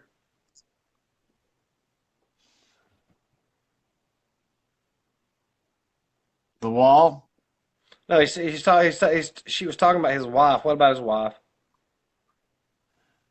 Uh, I don't know. I mean, why are you attacking her? I mean, that's things that really bothers me when people start attacking people's families. I don't know. I don't think Michelle's attacking. I don't. I can't understand. I didn't vote for him because of the wall. No, absolutely I didn't. Oh. No, but I think here's Michelle. Check out this quote. I think this is the greatest quote of all time. Not all Trump supporters are racist, but all racists are Trump supporters. Yeah, that's probably a good support. That's probably a good line. That is the greatest quote of all time. Not all Trump supporters are racist, but all racists are Trump supporters. I voted for this. Yeah, I did. He did exactly what I wanted him to do so far. So yes, I'm all in. He said he was going to go to Washington and blow the whole damn thing up, and so far he has. Blow what up? Like blow the system up. Washington isn't working. It's failing for you. Oh, the drain the swamp thing? Swamp, baby, drain the swamp. Yes. You mean name them out for you? Because I can start naming if you want me to. Did you like that quote though, Michelle? Not all Trump supporters are racist, but all racists are Trump supporters. I like that one. I don't know, man. The guy's a fucking hustler, dude. He's like he fits more in the like a Sopranos movie than in the fucking White House. Well, guess what? He's in the White House, and there ain't a damn thing I about don't it. care. I'm not the type of person that gets so emotionally involved. I'm not. Yeah, I'm not that emotionally involved. I kind of get riled up when people start going after the guy because I mean they were. No, you don't. You're not. You fuck with people. You don't really. No, but I am all in on Trump though. I'm all in on my boy Trump, and I always have been. And um, you know, I'm not Trump. I mean, I think the guy's fucking hilarious. He has a fuck. His sense of that's in humor. my life, man. I mean, I love that guy. But all, I, I mean, there's people that are saying he's like the greatest president of all time. Shut the fuck up. Well, you know, I'm in office for a year. Let's see how it works out. You know. I know, but already people are saying he's the greatest president of all time. Just shut the fuck up. Yeah, I mean, before you declare somebody that, you have to let them at least serve a term. You know, before you declare Fuck somebody up. the greatest of all time. And He's not, dude. He's far from it, man. well, like I said, he's only been in office a year, I agree. so I agree. he has to serve a full Fair, term. fair, fair play. Fair play. Start Fair play. before you start ranking him. You know, even if you want to say he's the worst ever, you have to, Yeah. In reality, he can't be ranked until it's all said and done. that's all said and done. I mean, to be honest with you, I don't think the guy's going to run again. I mean, he'll be. You don't think he will? Well, he has to be ranked because there's been 45, so you have to rank. Okay, either if you're ranked 45th. He will never rank. Oh, wow. I see. I see what you're saying. Yeah. Is Michelle a friend of yours, Mike? Oh, yeah. She's a good friend of mine. Okay. Well, Mike, any friend of yours is a friend of mine then. Yeah. She's a good kid, man. She's awesome. Yeah, any friend of yours is a friend of mine. No problem, honey. Stop saying I look fucked up, though. I don't know where you came up with that.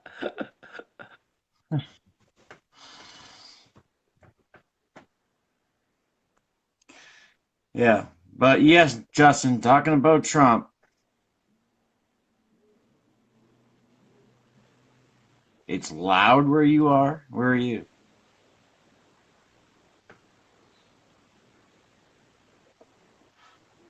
Uh, so how about them Red Sox?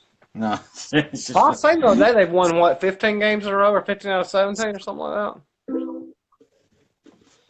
yeah. Justin picking up the ukulele. I'm learning it.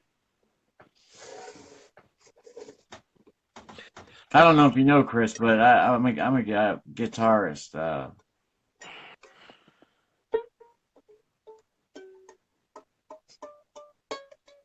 Chris, don't get your panties up in a bunch because Michelle's talking. Look at this is like when I bring up Howard Brennan, boy. This is. Well, I Hey, think when you brought up hey, Howard Brennan, if you want to go, I had you on hey, fucking ropes with redneck. Hey, Howard. get yourself a shot of whiskey, redneck. No, Just chill out, boy. I rocked you on Howard Brennan. Okay, I didn't say okay, I anything. You didn't. rocked your ass. I mean, I've never heard You anybody. were rocking. I'll say, because you were rocking like a I crackhead, waiting for you to I stop never talking. seen anybody scramble for words and try Yeah, to rephrase rocking like a themselves. I've crackhead, rewatched waiting that for you about to a hundred stop times. talking. And it was like, damn, I landed a 1-2 Damn, combination. please Had it, shut up. yeah. Please shut up. Please shut up talking about Brennan. I want to No, get on I, this. I mean, I landed like a 1-2 combination. Had you on the ropes, was going to the body. I mean, you was scrambling so hard on Howard Brennan. I mean, I won that round. I said you came back hard at the end. You came out swinging like a fucking lunatic at the beginning. Was that the third one or second one? That was our daily plaza segment. Is that when I came out swinging about Houston? Hard. Houston Street. Houston. Widening fire on Houston Street. Right away. Boom. Cause you said you knew that's goddamn. He came. All right. Good night, Michelle. You said he came out throwing leather. You sure did. You did. Well, I had to. I mean, we ain't playing games out here. These streets are tough, Now man. the CE399 was probably the best rounds. Oh, I recommend anybody to watch that and find a better CE399 debate. Yeah, just that. I mean, you can ignore. Just watch those.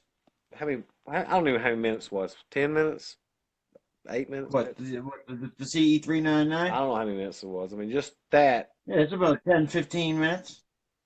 Just watch those rounds. I've never seen something just toe to toe,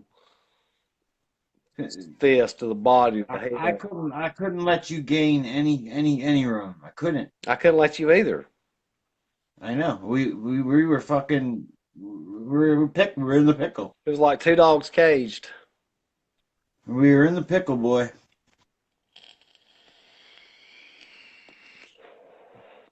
I mean, of all the debates, that was probably one of the best I've seen of two people who know what they're talking about. The C-399. I mean, that was the best. People watching this don't even know what the fuck CE399 is, I bet. Probably not. And I really don't have the energy to go into it right now. You know what, man? When I was making that solo video that I did the other day, Yeah. I realized that I've watched that Zapruder film so many fucking times. Uh, they need to make a movie about that guy. That's a pretty good idea. I've never. They've, that, I mean, just think about being that guy. Going to work that day, he had no fucking clue he was going to capture and own the most popular strip of film ever filmed in the history of handheld footage. No, no, he didn't. That's a movie.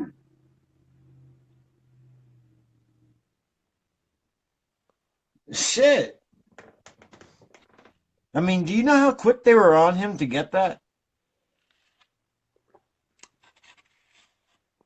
No, I really don't. Because I mean, now that you said that, I really don't. Because I mean, who would have known he was even filming it?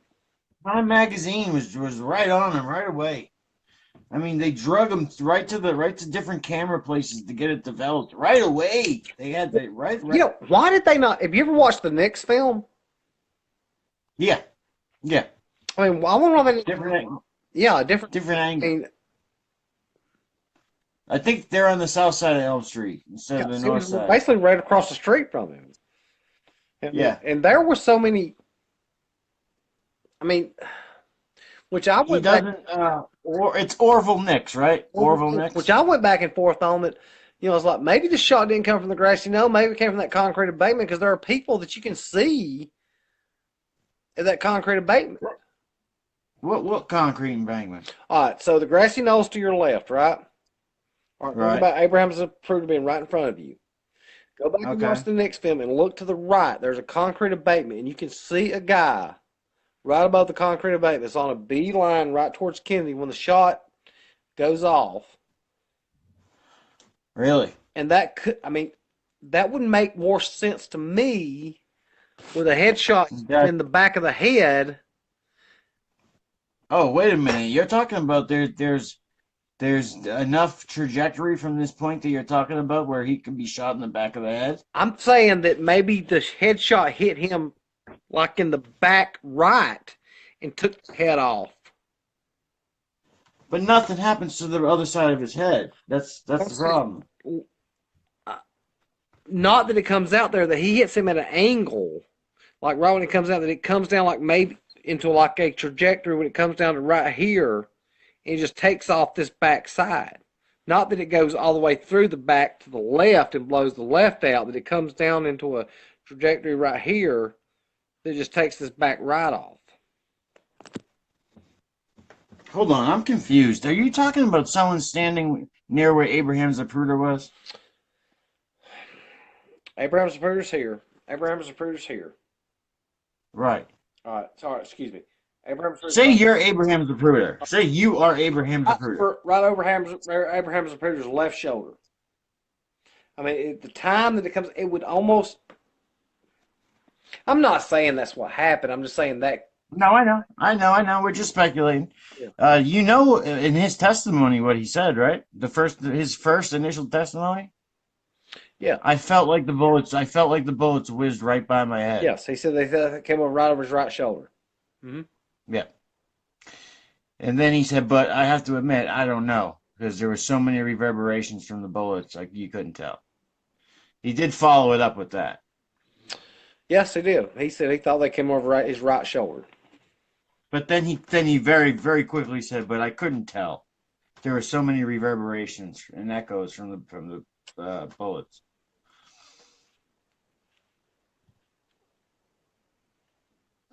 But like I said, like just the reason why we got on Zapruder, that's a movie, man. I wish I could do if I wish I had the money to fund it. That's a fucking movie. You just name that movie Zapruder. There it is. Or Z. Tom Hanks, get on that. Somebody get on that. Who would you get to play that guy? This the guy, the same guy they had play him in Oliver Stone's version. That He's guy. still alive? Oh, I don't know. No, he's almost 30. Jason Alexander. Yeah. I don't think how old was Abraham when he Oh, caught he that? only lived. He didn't live much longer after that. I think he was dead by the time No, the clay. yeah, because back then people died a lot younger. I think Abraham Lincoln probably. I mean, I think he was in his 60s then. 60s. Yeah, I agree. He was mid to late 60s then. I agree. Mid at the most. I mean, I mean, the he, guy was still working. He wasn't retired. He said the shots came over his right shoulder. But you know what's amazing? Is that guy heard the shots, seen the shots, thought they were firing right behind him, never missed a beat with that camera. Followed it all the way down. He never, That's what even I'm as saying. he thought he This was guy, he this thought guy needs a movie. he thought he was under This guy fire, needs and to be on. he never flinched. He never flinched hearing the gunshots. Watching Kennedy grab his throat and hearing the shots, he thought went over his right shoulder. He never flinched. Watching every other bystander diving to the fucking ground with their children. Fatal headshot. Never standing on a pedestal. Fatal headshot. Doesn't flinch. Catches the headshot. Catches death and you walk up and never flinches. Salute. I mean, I'd have been on the ground, man, after the first shot. Salute. Absolutely. I would have been on the Absolutely. ground. I would have hit the deck after the first shot. Oh. Me too. I'm not even going to sit there and say I would have fought. No, I'd have been on the ground after the first time I heard a gunshot and I seen Kennedy grabs, I'd have been on the ground. But this guy follows the headshot, follows it. When he thinks the shot's from his right shoulder, like you said, everybody else is on the ground grabbing their kids. You know, people are and he was terrified. You see him in his interview? Yeah, I've seen it. He was terrified. But he still stood up and did that shit. He still had the presence of mind to stay up and film. And he was terrified, man. When he was getting interviewed, he could barely speak about it. I guess you think about it later. You know, I guess when you're in the moment. I'm telling you, man, that's a movie right there. You name it Zapruder. Or, yeah, you name the movie Zapruder. I'd watch it. Fucking watch it. I'd own it. Come on, man. He was a suit salesman, a clothesman salesman? Yeah, he was a clothing store, haberdashery or whatever it's called. Yeah, that's what I thought. Clothing, women's clothing.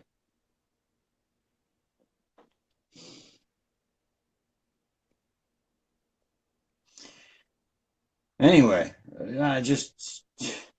I know he donated a lot of money to Tippett's family. Yeah, Tippett. What? Nothing. What? Did I spot that? Did I hit a nerve or something? Yeah, a little bit. Yeah, you got a toothache? Yeah, I see that hurting all over crowns. I don't know. You acted like something just treated you, like your house is haunted or something. We'll wait after Parkland. Just wondering. Yeah. We'll see after Parkland. You know that guy Tippett, right? JD.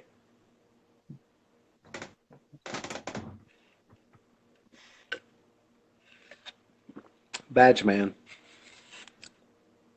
Fuck.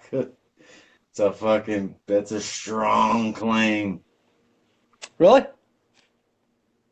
I think. I don't think it's outside the realm of possibility. I didn't say that. It's a strong claim, is all I'm saying.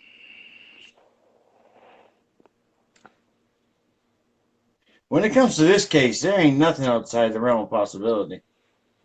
When Jack Ruby can get down up in the basement and shoot Lee Harvey Oswald, there ain't nothing out of the realm of possibility. Staged.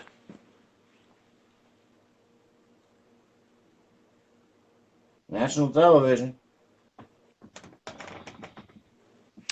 Let him out at 12:30, right in broad daylight, like a sacrificial lamb. And you didn't have to take him to the Dallas jail. Huh? That's where he was going. But you didn't have to take him there. He could have stayed there. You could have let him No, out. the You could have let. protocol they had to take him. You could have let him out anytime, but you let him out with cameras rolling, broad daylight. Didn't have a No, they had some distractions built. didn't have a bulletproof vest on him. No, absolutely not. Didn't have a lead man behind in front of him. No, Had, wide open in the front. had him handcuffed between two people where he couldn't move. Wide open in the front. Yep. And I challenge you to go back tonight, my friend, because I know you don't believe it. But look at right before the initial shots. He looks at Jack Ruby. Yeah, I know he does. Almost I know because the guy. Well, he looks at him because the guy's running towards him. not initially. He just looks at him. Because Ruby really wasn't looking at him. Ruby just came out of there.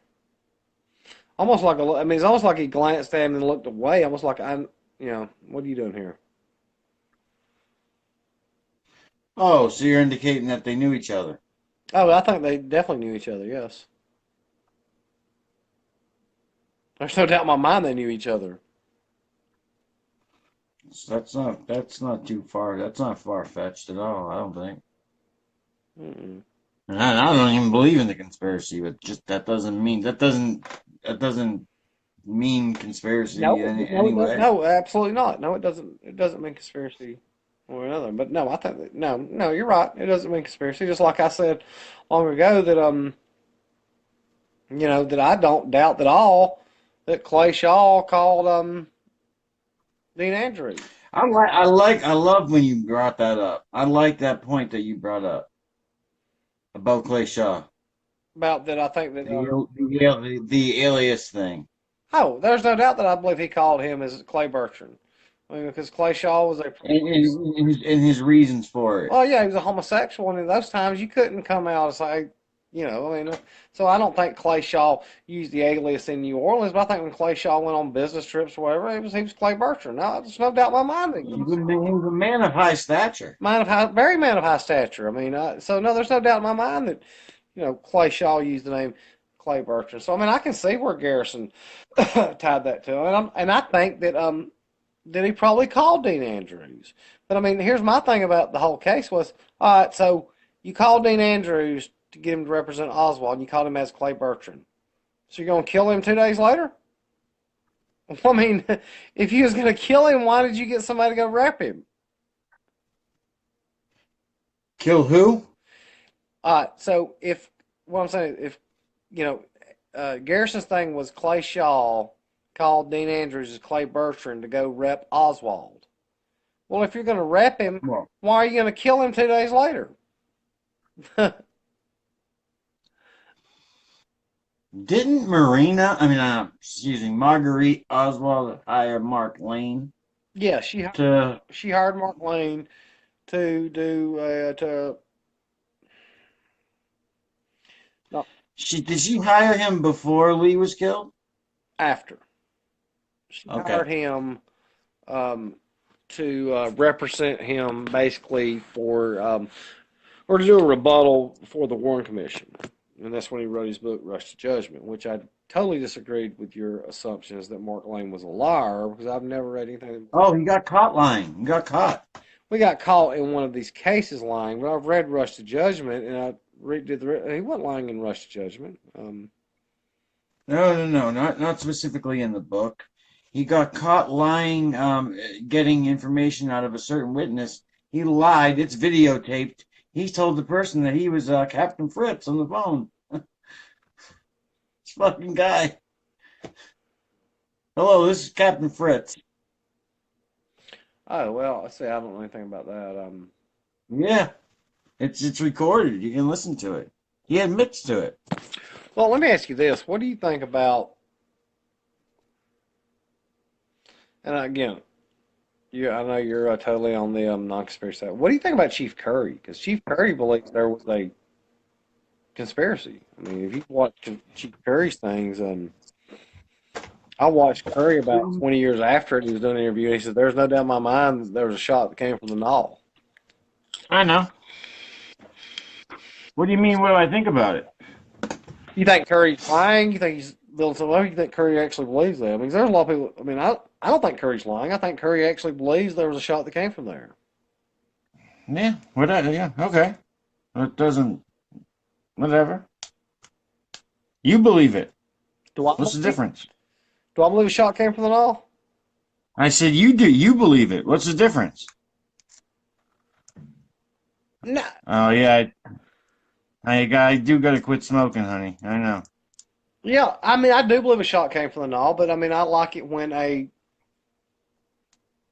somebody like Curry, who is, one of your main people investigating things, believes it too. Does yeah, okay, Michelle. I understand. I need to quit smoking. Mom. Now, what was I gonna say? Do you think that Chief Curry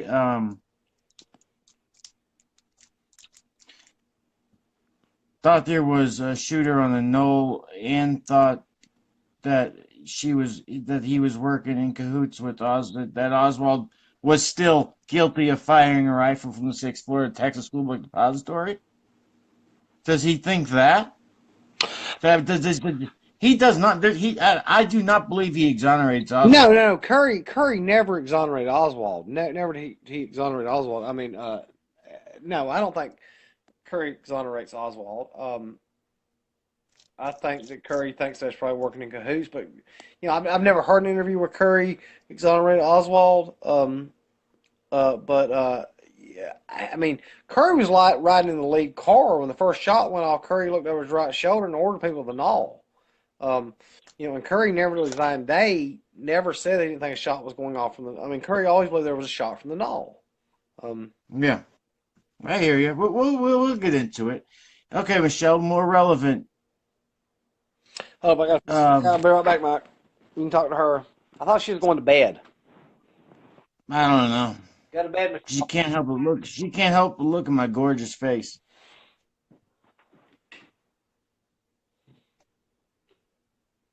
What do you? Oh no, but have you seen the thing on Netflix called it's a multi docu series called like a Wild Wild Country or some shit where a fucking cult comes to this little fucking town. You gotta if you haven't seen it, you gotta watch it. It's fucking sick. Oh, don't say that, man. That's not cool. He's a good kid, man. He's a friend of mine.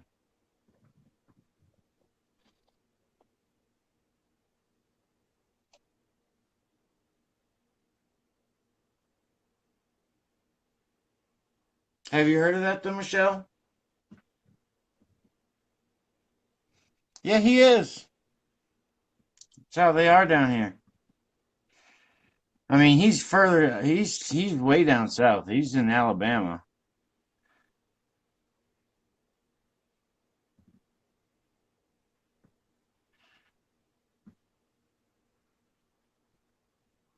He knows I disagree with him when it comes to Trump and all that shit.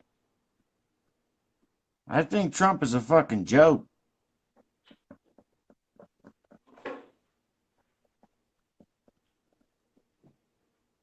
I think he's qualified when it comes to being a businessman. Okay. I think he's more than qualified. I think he's the man when it comes to that shit. Oh, Obama's on. I know the Letterman show you're talking about. I didn't know Obama Oh, was wait. on it though. Hell yeah. This hick is my name's Chris, and I'm very Yeah, backwoods. I stuck up for you, dickhead. No, I didn't hear I was going, but yeah, I'm backwoods. Oh, I'm as backwoods as they come, honey.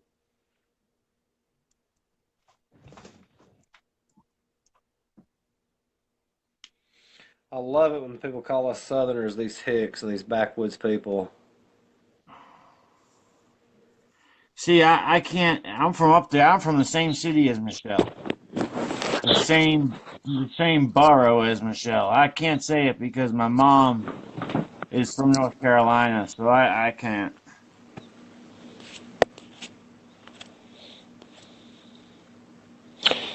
Well, when you call us backwoods and us hick, how are we supposed to take it? But it's disrespectful because I would. I speak with a strong Southern accent doesn't I love the accent. doesn't mean that I'm a stupid person. No, you don't speak with your accent. You don't speak with it with the stupid tone. Mhm. You know the ones that speak with it with a stupid tone. And what did your mother say, Mike? That's a very smart man with a Southern accent, or Yeah, yeah. intelligent Southern man. Michelle, I would suggest that y'all stop thinking that way about us Southerners, because all of us that speak this way ain't stupid. All right, we have good Southern horse sense. What is she asking you? Are you what? I don't know. She said it's a way of thinking. I said, well, if you're thinking that way, that all of us are stupid because the way we talk. Um, Oh man, Michelle don't think that. Trust me. oh, you can think it. I mean, it doesn't bother me. I mean, just She don't. I know she don't. She's just fucking saying she's a good kid, dude. it's not the accent. What is it then? Because I don't talk. I don't agree the same way that you do. Yeah, that's what it is. Michelle's a hothead. She'll argue till the fucking. She'll argue. She loves it. She feeds on it. That's fine. So instead of like arguing your point, She's good at it though. That's the thing though. She's good at it. so instead of arguing your point, your thing is let's turn it nasty and let's say, oh, this hick is stupid because of the way he talks. Is that right? I get it. She, she'll get yeah. She'll get grimy and dirty if she's got to. I get a nail on the head. I hit the nail on the head because this backwoods hick don't think the way you do. That we're stupid, right? You asking me? No, I'm asking her. Oh, okay. I'm like, yeah, man, leave me out of this This shit. backwoods hick don't think the way you do because we're stupid. You know I'm right though, Michelle. I hit the nail on the head. I think we summed it up about right there. I believe so.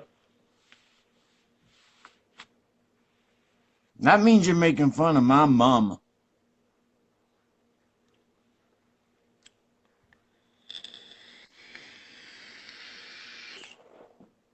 Devito Veritas.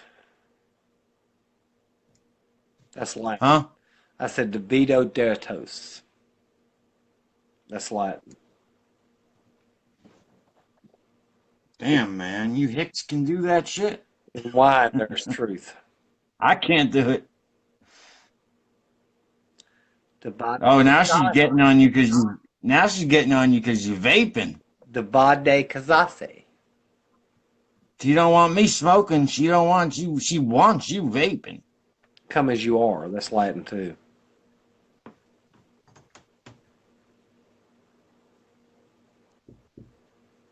Not right now. Asques tubertos. Hey, man. Now you're just making words up. No, I'm not. That's Latin. That is, I'm. That is not what I do good. Bafangu. That's Italian. Go fuck yourself.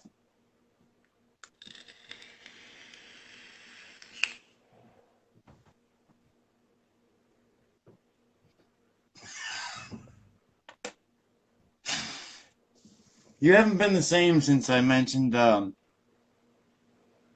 JD Tip. Yeah. Oh, I am. I'm still the same. No, I'm only playing with you. You're fine. You're doing a good job, bro. This is an action-packed event tonight, boys and girls.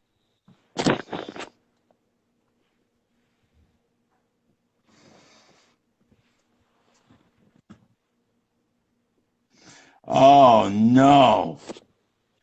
Do not come as you aid. Come as you are. Devases Novericos. Now you're going to bed. Michelle, is this the same bed that me and you were in? That's your cousin? Oh!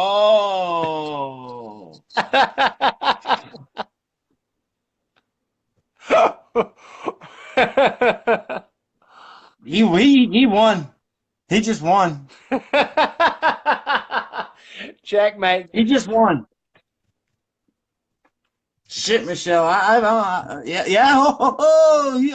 Really? Oh, she put in. Oh my God. Oh, Michelle, coming back with a fuck you. That's not gonna work though. I think you lost, man. See, we ain't as stupid as you think we are. You gotta say that with the biggest twang you can. See, we ain't as stupid as you think we are. Even when you try to sound like a dumb redneck, you We don't. actually kind of pretty quick when you think about it. We can Quick spell a little witted, bit. quick witted. Got it from my grandfather. I have all my teeth, and they're pretty and He white. sure does. Every one of them. Yep, he sure does. Actually, I got The funny part is, the funny part is, Chris, if she really knew you, like you know how I know you, she would have a totally different fucking understanding of you.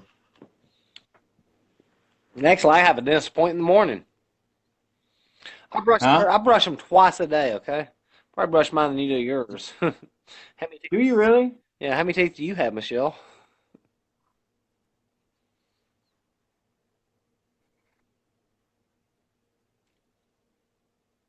I'm very confused. Maybe you should learn how to spell.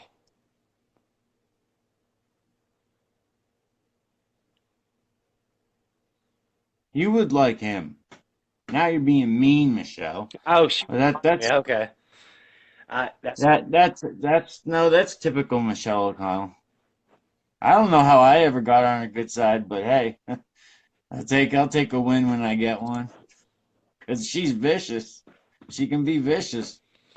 Yeah, you do have nice teeth, Michelle. Pretty good. You're a pretty girl. Do you use your brother? You use your neighbor's toothbrush? I'll tell you one thing, she used that toothbrush after that night I stayed at her house. Kissing cousins or coming cousins.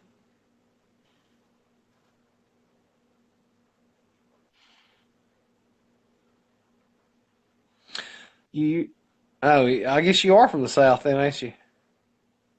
what'd she say? She's her dad's. Yeah, oh, Jesus Christ.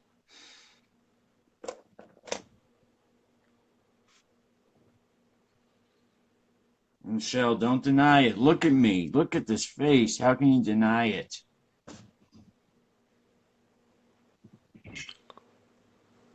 Do you like the redneck better? No, Who's got the best teeth? I do. I do. you have nice teeth. I thought you was gone a while ago. I kind of plotted that, but now you came back. Michelle, what do you think about them pearly whites? Oh God, that sounds reminds me of a dentist drill. Actually, I go to the dentist in the morning. Not.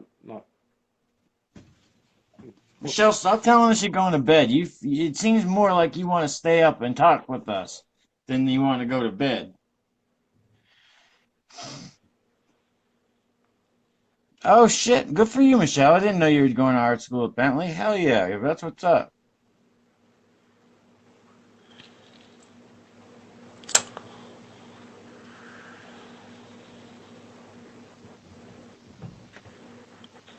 Here, Chris, you and your girlfriend talk for a second. I'm not talking to your sister. All right, she already said she don't like me. To be honest with you, I don't really give a good goddamn. You know what? I know for a fact you don't. I give a damn ass if you like me. Fucking, he, he, he's switching governments with that one. And most people don't like me. And I get it. It's fucked up. I mean, honestly, if I was on the other side, I wouldn't like me either. Why? I wouldn't like me. I'm an arrogant, obnoxious, know-it-all prick. Man, you don't carry yourself that way in everyday life. No, I pretty much do. I love it. I I love it. pretty much do. The hell did you just say? Yeah, I'm right and you're wrong. And if you want your opinion, I'll give you your opinion. You know, I mean, No. Because with Kennedy, you listen to me. I respect your right to be wrong on things. I mean, I'm not gonna tell you.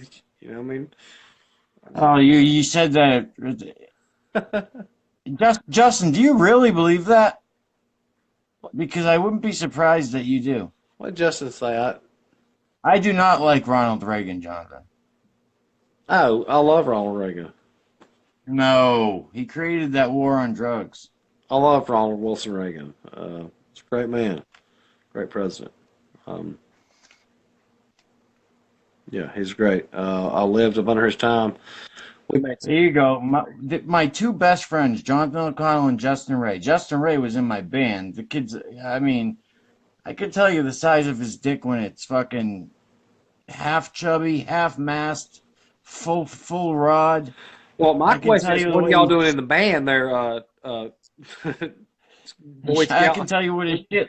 I can tell you what his shit looks like on Wednesday mornings. I know this kid's so good, but that's a Trump supporter. He likes him. Oh, trust my boy, man. I mean, ride or die. Oh, there you go. That's a Boston cat. 9 inches. Get the fuck out of here, boy. Ride or die. I'm with Trump, man. 9 inches. Get the fuck out of here, man. Where are you measuring from? The asshole? Look, I mean, ride or die. We have all these.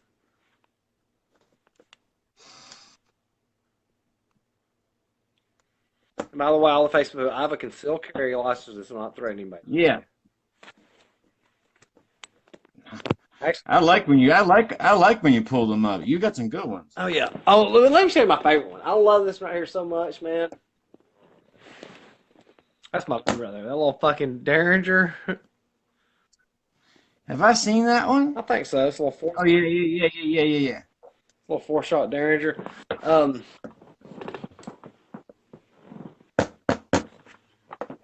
This one, I love this right here too. This one go right in your little 25. You stick that in your ass crack. Yeah. Now here's what I love too.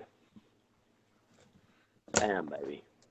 Oh, that's badass. That's fucking badass. That's like that. That's some Clint Eastwood shit. North Korea just decides to stop their nuclear testing and shut down a major development site. Yeah. So does Trump get a nuclear peace prize for this? Because in 60 years. Hey, I would like to openly admit to everybody, I think he did an excellent job when it comes to the North Korea. He's done an excellent job since the day he set foot in office. I'm just saying. I think he did an excellent job since he was in with that North Korea thing.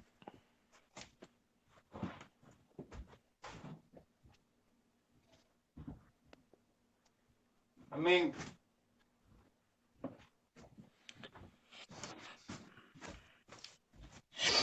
now I know Justin, you'll definitely agree with me on this. He's fucking hilarious. Trump is hilarious. So, Mike, I've changed. So, I'm going to Boston, so you're going with me. Yeah, all right. What do you mean you changed? Well, I was going to go to Europe. Oh shit! You want to go? You want to go up to the Bean? Yeah, I want to go up there. All right, I'll take you up there. I don't know when it's going to be. I'm trying to sell this estate, but as soon as I do, I'm going up there. We're going to go to a game. I don't care what it is. Patriots game, Celtics, Red Sox. Well, to see the Patriots, you gotta drive. It's not in Boston. You gotta It's in drive up Foxborough, right? yeah. Well, I don't care what time of the year it is. I mean, it may be. But I want to go. I want to watch that. I want to walk that. Somebody told me there was a historical trail up there you could walk, like, you know. Yeah. Yeah, I Yep. want to go walk that. Sure is. Then we're going to go to the It's a long run. finest restaurants. See, you see, no matter this is the publicity, Trump. This is why.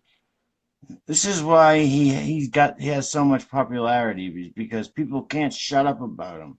Even if you like him, you hate him. Well, I mean, that's not. I mean, That's Muhammad Trump's Ali said that. Trump's an Muhammad Ali said that when he Trump. was boxing. He Okay, said, Trump's "You an. either you came to see me win or you came to see me lose. You still paid That 150 is bucks for true. that seat." That is true. People who are watching Trump win or people who are watching Trump fail. I mean, but the thing about it kind of is the entertainment value with Trump. I mean, 'cause, I mean, everybody loves watching Trump. Trump.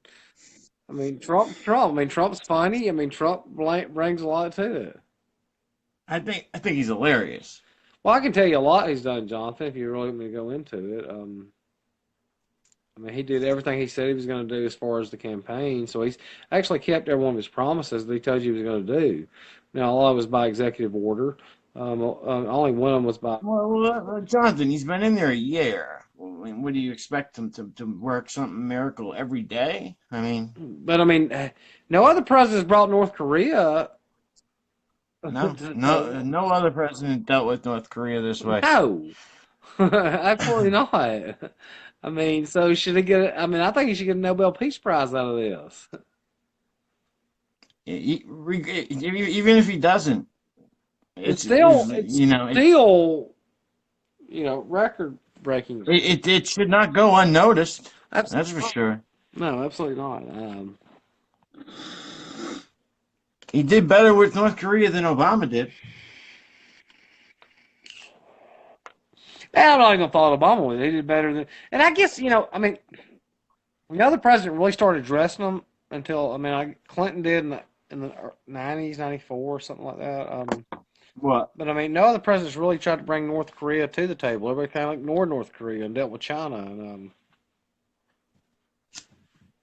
Yeah, well, they tried that like the democracy peace treaty shit. yeah,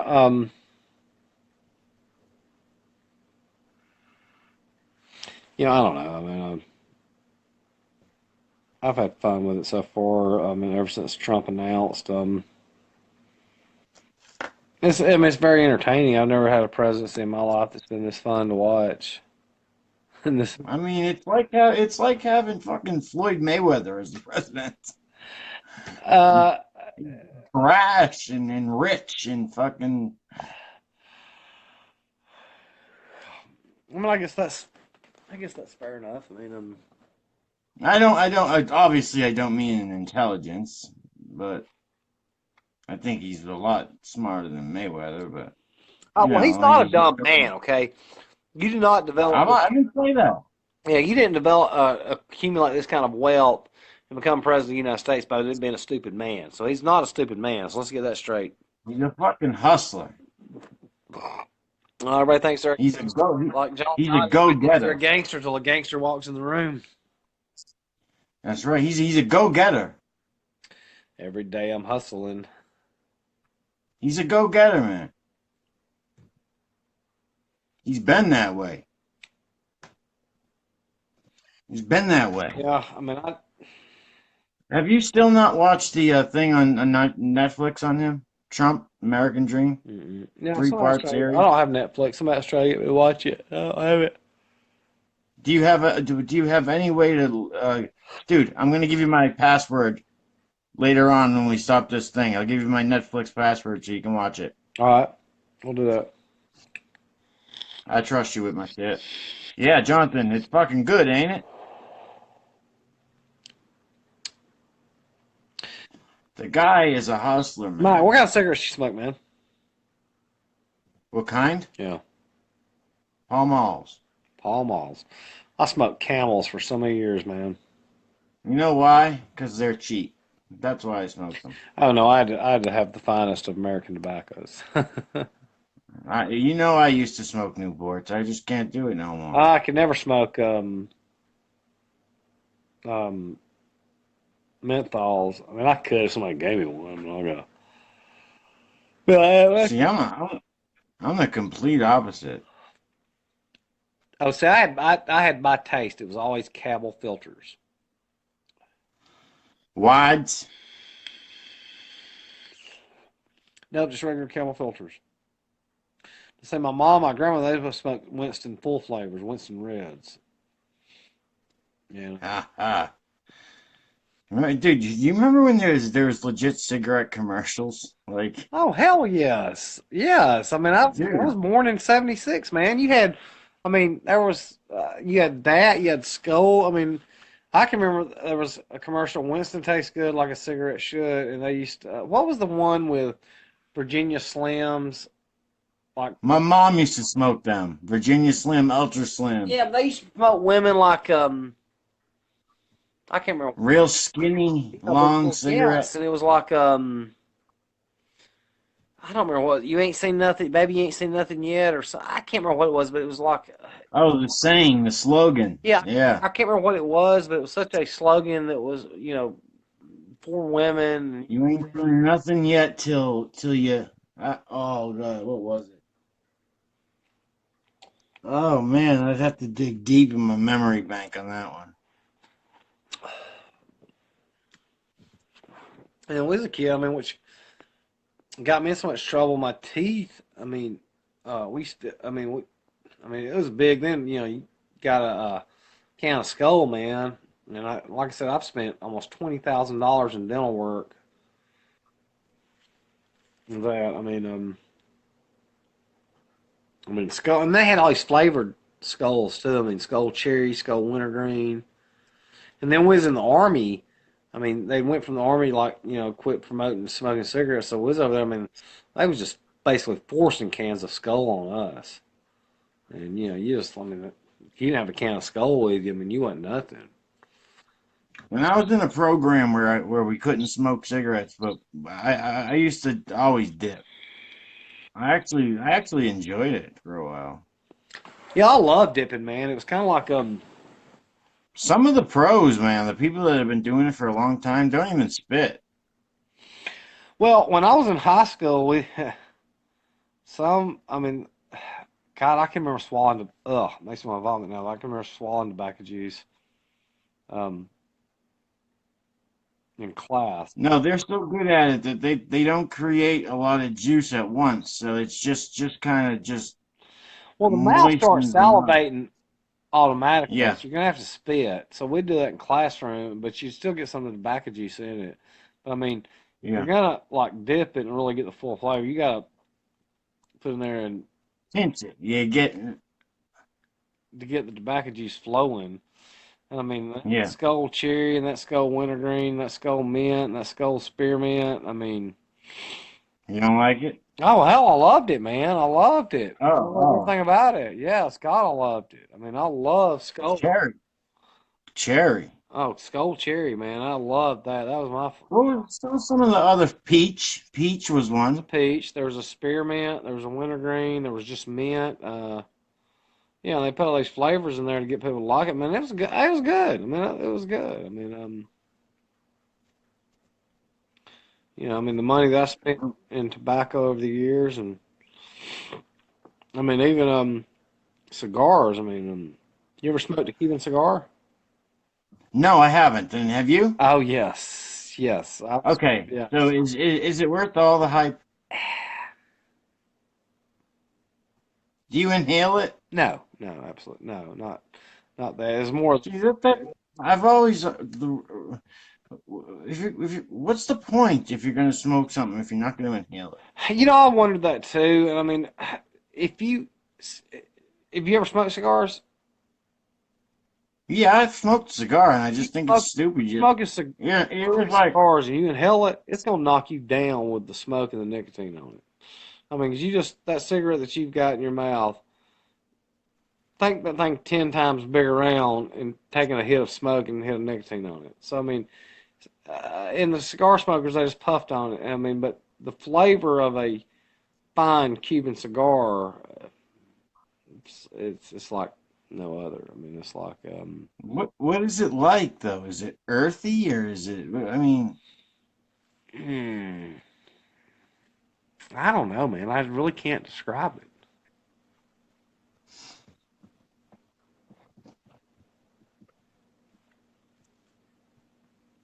I don't know. I haven't smoked one. I would love to. I mean, it's good. I mean, by all means, it's good. Um, I mean, my phone can charge. Oh, how much do they go for? I don't know. A friend of mine had been to Cuba and he brought those back and gave them to me. I don't know how much one goes for, to be honest with you.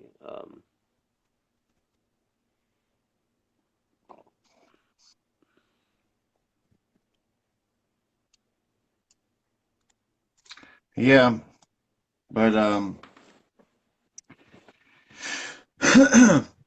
I definitely wanted to. I totally forgot that I wanted to say something about Trump in North Korea. I think that was good on him. Yeah, I mean, let's subtract everything else, whether you like Trump or not. And other presidents done this. I mean, and that's one thing that will go down in history in his administration. He got North Korea to the table. Um, Yeah, Another president's done it. And maybe nothing will come of it. Who knows? But at least they shut those. still he still has made further moves in that And department than it will always be known as the Trump Summit. In 50 years from now, people are studying American history. It'll be known as the Trump Summit. And they stopped testing their nuclear devices. They shut down their nuclear system. So yeah. years from now, it'll be known as the Trump. That's actually that's huge, That's man. huge, dude. That's huge. The Trump. I mean, that's huge. Never has this happened before. You know, Clinton didn't do it. Obama didn't do it. Bush didn't do it. Reagan didn't do it. Nixon didn't do it. Ford didn't do it. Eisenhower didn't do it. Carter didn't do it. Kennedy did it with the Bay of Pigs. He got the Russians, not the North Koreans. No, but you know what I'm saying. Yeah, I'm not taking that away from Kennedy with that. But Trump, man. I mean, Trump said I'm the best negotiator. I'm the art. It's the art of the deal. That's a fact. And now that I think about it, man, that's huge. That's a fucking that's commendable, man. I mean, you know me, Chris. I don't hate the guy. You know me. I don't. And veto very. I think people just like to jump on him and hate him just because other people are doing that. Well, it's because these It's anti. trendy. Yeah, these anti-Trump I'm people. serious. These I'm anti. serious. Of It's course, trendy. trying to jump on Trump. And for us people, us Trump supporters like me, who take the stand like, no, you're not gonna run over my boy. Back the fuck off of him. I mean, give the guy some credit because I mean he just dove right in the deep end in this political world. You know. Mike, at this point, if Trump cured cancer, liberals would be saying he's taking uh, Yeah. he's taking money away from the Grim Reaper. So I mean, Yeah. Right after the Grim Reaper shits in his mouth yeah. or golden shower or whatever. That's fake news, man. Even if it was real news, who gives a shit, man? I don't really care. I'm wondering. I'm watching CNN right now, and CNN's doing this breaking news. And I'm wondering what CNN's saying about them. I guess they're attacking the president again. Anderson Cooper, that stupid old man. Uh, So, good old Anderson. Mike, What? told you, have I've started going to a chiropractor, and man, Oh yeah, man. Let's get into that. Go ahead. dude. First off, tell them what was wrong, man. You Well, had two sciatic nerve well, Mike, serious. I went and I researched, and there was this other thing that it developed into like eno something like this. I can't remember what it was, and they said paralysis was imminent, and basically, both my Eventually. yeah, and basically both my legs, I couldn't feel them all the way down. It was just nerves was shooting. So the week that I went, when I couldn't walk. I mean, basically I couldn't walk. I was like forcing my right leg in It front of me. got that bad, huh? I was like taking my right leg and forcing it in front of my left. I was Did losing. something trigger it? Did something trigger it? No, I don't think so. I think it just went so bad. So I went to the chiropractor, and my hips had went like this right here. Like my right hip was above my left, and it was twisted in. And Right. where the sciatic nerve was, those lumbars, they was pinching into each other. So this chiropractor looked at it and he goes, "Okay." So came back in. And goes, well, "We're gonna start this right here." He goes, "We may have to get you to get the orthopedist." Well, I don't have health insurance. I couldn't afford that. So the two doctors came back in there and they looked at it and said, "We think we actually fix you with this." So they started doing all these spinal adjustments with me, and now it's went where where it used to hurting your ass. What I, that's gone. I have feeling back all the way down to my feet. And the only place I don't have feeling is like in the top of my toes. I can walk again. The other night I was kind of playing around. I actually started. And you felt that good after one visit. Well, the first visit, the first visit when they got me like after the first visit they got me back to where my limp was gone. So I was like, okay, if it doesn't improve me like this, I'm fine. Now after like 7 or 8 visits, I'm back to where I can walk again. I can walk with speed. I was actually the other night I could jog in place. Oh my God. I have I have a sciatic nerve problem too. Not in both sides like you, but my left side. And I know what you mean with walking in a fast pace. It's Well, no, I no longer have a limp. I can walk in a fast pace. And the other night I was kind of playing around. I could actually jog in place again for just a little bit. Um, that's incredible. they said once they're done with me, I'll be back to normal. What did they do to you, man?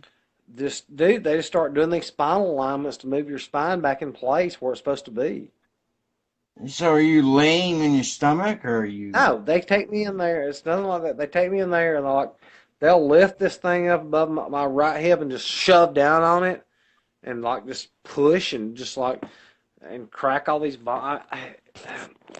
They just move everything back where it's supposed to be.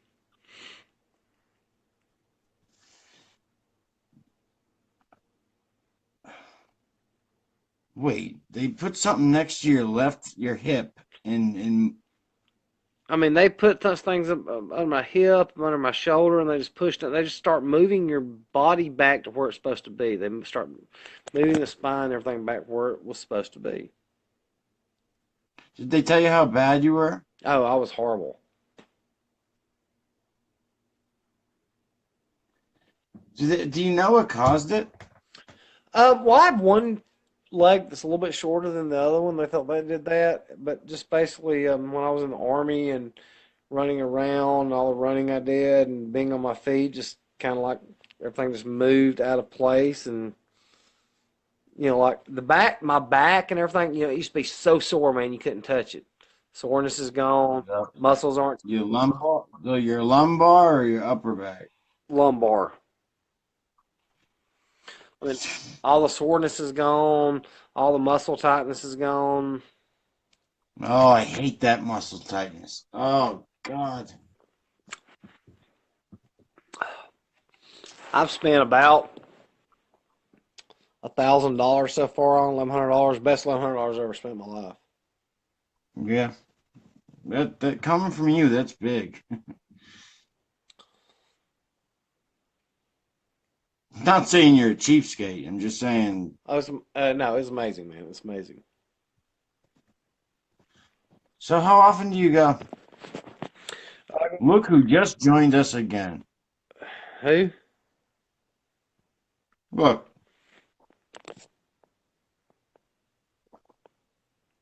Well, I see Hope's here, but I don't see him. right under her. Uh, is the other young lady there who Michelle back? Yeah. Uh, so I go on Wednesday mornings at 9 and Friday mornings at 9.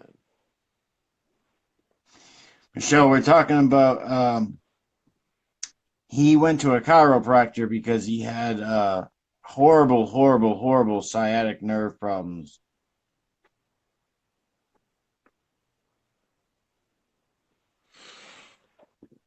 And he's fucking basically healed. Almost a couple more alignments. I'm almost there.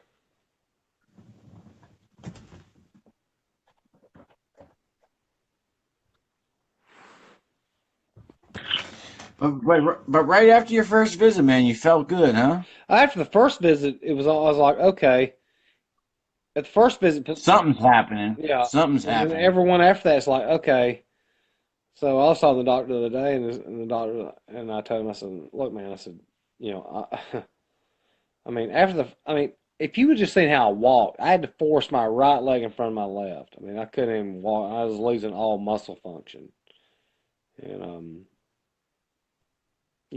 Man, dude, you have muscle atrophy in your legs too? oh yeah, yeah, I had all that. Yeah. Um, Yep. Your thighs get real thin. thighs got thin, and that was one thing I was had. I used to have these huge. My legs were so huge, so much bigger than the rest of my body, and it even actually changed how I walked. 'Cause my calves were so huge because I walked on my tiptoes. I mean, I always just walked on that, and so everything changed. And I mean, used to like, and I noticed it the other It's day crazy because how a sudden change can change so much. yeah, and I noticed the other day because used to if you just like put your hands on me and just kind of bump me a little bit, I'd fall. My legs just give, I'd fall. And somebody hit me the other day, a lot bigger than me, and just knocked me back about 2 feet. I didn't even budge. I was like, okay, I can tell I've got the strength back now. I mean, I mean, it's done so much for me. I mean, I would recommend that for anybody. And I put them on Google all the time, give them the best. I was telling the doctor about it. Dad's like, man, you've changed everything about me. I'm going to do it because I have a bad left side. Bad. I can feel it right now. I actually got a new chair in here for myself Well, I remember when you asked, because you said what you felt most is your ass. I mean, because you're right in my left ass. I mean, right where that sack nerve was. Man, it hurt so bad. It was so tight. I mean, that's gone. All that's gone. I mean, it's left. see I try to lean to one side. At least I have that option. You didn't because you had it on both sides. Yeah. Well, see, what's going to happen, Mike, is it's going to go to that right side eventually, or the left side, where it's going to go there eventually. Because mine started on one side, and it went there. You're talking about mine. Yeah. Yeah. Yeah. So, I mean, what I suggest is whenever you get the cash or whenever you get a little bit of money, do it, man. Because, I mean, it's going to go there. It ain't that much money, right? It's not that much money. I mean, it's really not. Um, like I said, the total, I mean, after 6 months, it's probably going to cost me about $3,000. Oh, that's. So it's not I'm that. sure the prices ain't too much different from here than where you're I'm at. sure it's not. I mean, it's probably lower there. I mean, y'all probably got Nah, we're closer to the north. yeah, but we have better health insurance than we do down here. What? Y'all have better health insurance so that pays into it. I don't know. I mean, I don't know what the cost is, man. I really don't. I mean, we have to pay more because we have horrible health insurance down here. But if you're a Southern, you got money, you get the best care. Yeah.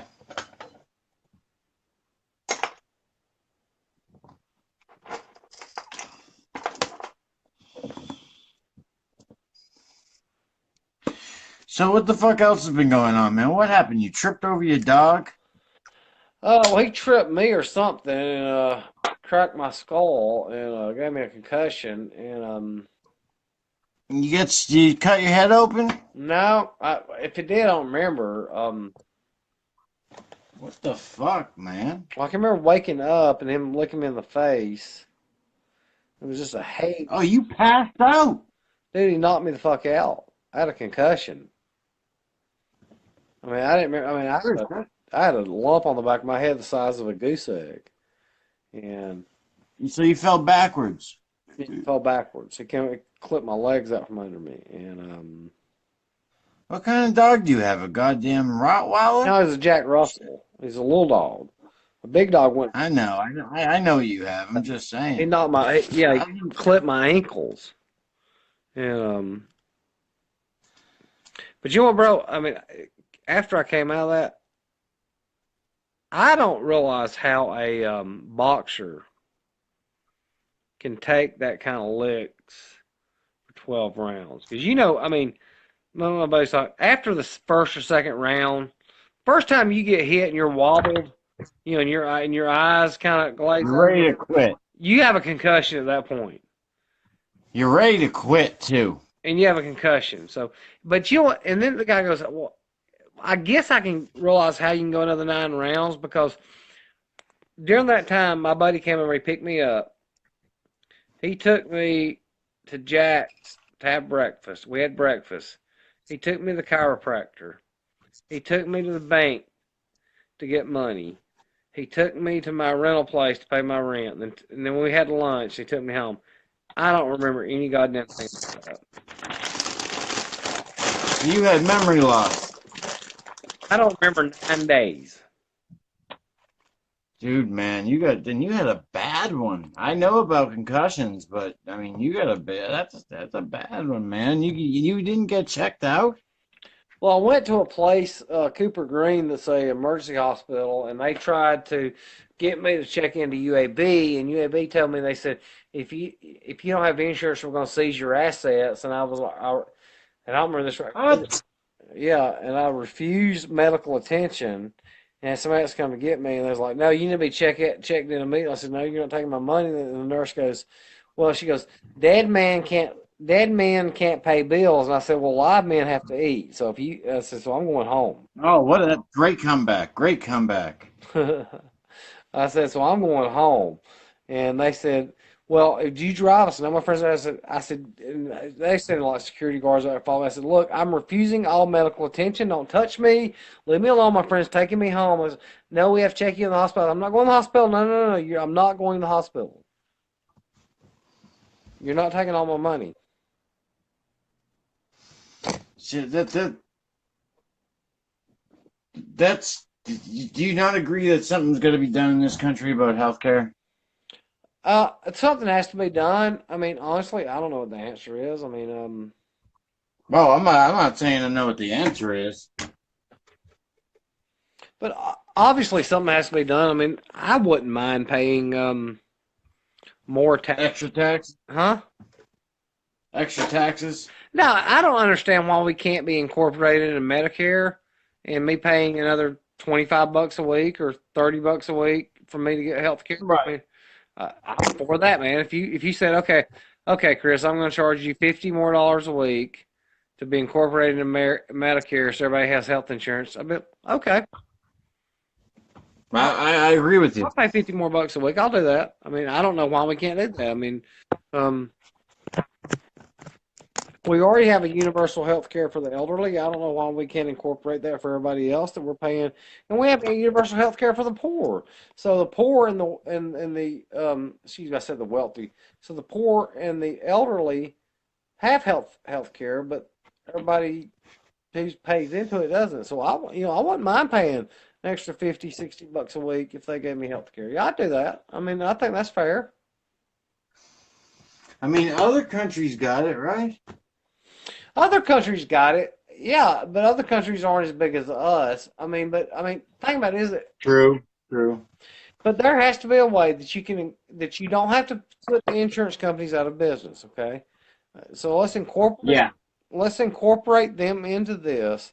Then it goes, okay, all right, Chris, You pay $25 to the government, and you pay $15 to Blue Cross and Blue Shield, and your company kicks in another $5, and you've got health insurance. That will cover everybody. That'll kick the insurance in, companies in. That'll kick the federal government in, and that'll kick the employers in. Is that not a fair way Right. around for everybody? I think so. And I don't know what the math is. I say $25 here, $15 here, but I think there's a way to incorporate, the government, the individual system, and the health program. Chris. Huh? I'm gonna knock you the fuck out at Parkland, dude.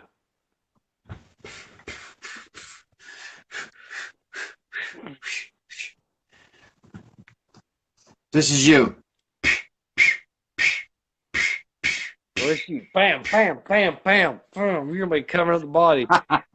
Go to the body. Go to the body. Cover up, Mike. Cover up. God, it's a beast. And I'll be like Ali talking to foreign. Is that all you got? Is that all you got, Peaks? You better show me something, Peaks. Show me something, boy. I could go with Parkland right now.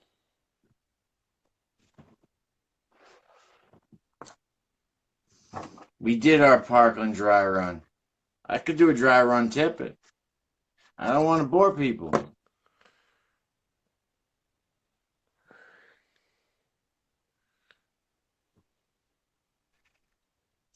We've already gotten comments saying JFK again. It's your funeral. Guys, we're obsessed. It's your funeral.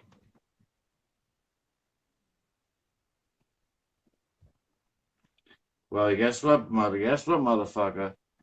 I'm gonna grab you and drag you down that grave with me. So you better find someone to bury the both of us. 'Cause I ain't gonna. You ain't gonna be. I ain't losing and dying with You see those. those eyes? Now you look fucked up. What are you on? That's a cold, hard stare, motherfucker. That's a stare. No, this is. It's still not as good as that. No, look at that one. Look at that. As good as that one. Hold on, let's work on it. I'm not going to dry on Tippet like I get the Parklands. I'm going to eat you alive with Tippet. I'm going to bury you. Maybe put the hand up. I'm going to make you wish you would never. Look at that one. You got something to say? You ain't got a goddamn prayer, motherfucker. You're going to be my fucking bitch. We're fucking nuts. What a fucking bunch of fucking weirdos. I mean, there's not too many to look at the camera like, you serious, motherfucker? Not to mention, You want to die tonight? you need a haircut. You need to shave. I don't need to shave. I don't shave. No, you need a haircut. I don't want a haircut either. Why? Because I don't have to. I'm not saying you have. Dude, you got long. Your hair's longer than I've ever seen it. I'm going through a midlife. Not on top. Not on top. I'm going through a midlife The crisis. size in the back. The size in the back. I'm going through a midlife crisis. No, you're not. You're not that bad. What time is it?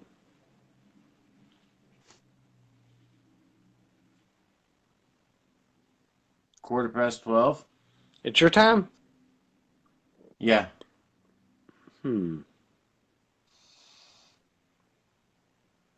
So that means you're what? Quarter past 11, so I'm trying to decide if I want to go out. Where the fuck you going? Where the fuck I want to? I'm not that. I know. I'm just saying. That's just the way I talk. Where are you going? I want to go to the local bar. Yes. Why? Have you been drinking? Is that what you've been sipping on? Some liquor? I've had a few glasses of wine, yeah. Ever? I didn't know.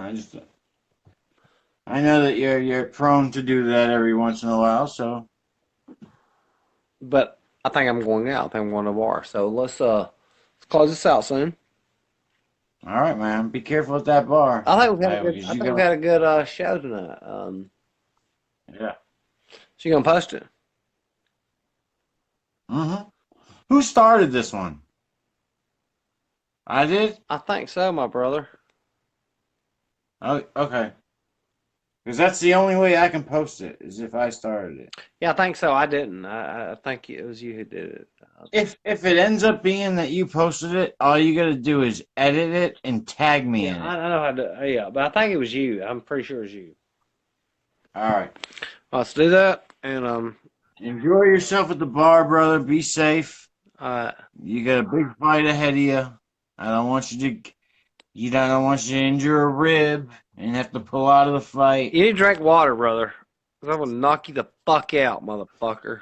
Ginger ale and water. Uh, Keep drinking that wine. and keep drinking that Kool-Aid. I don't drink Kool-Aid. You gonna need it. I'm cool. You're gonna need first aid. That was a real bad joke. Anyway, let's end this shit. All right, my friend. It was a good one, brother. It was. Holler at me. I will. Love, All right, Michelle. Good night. love you, man. All right, love you too, brother.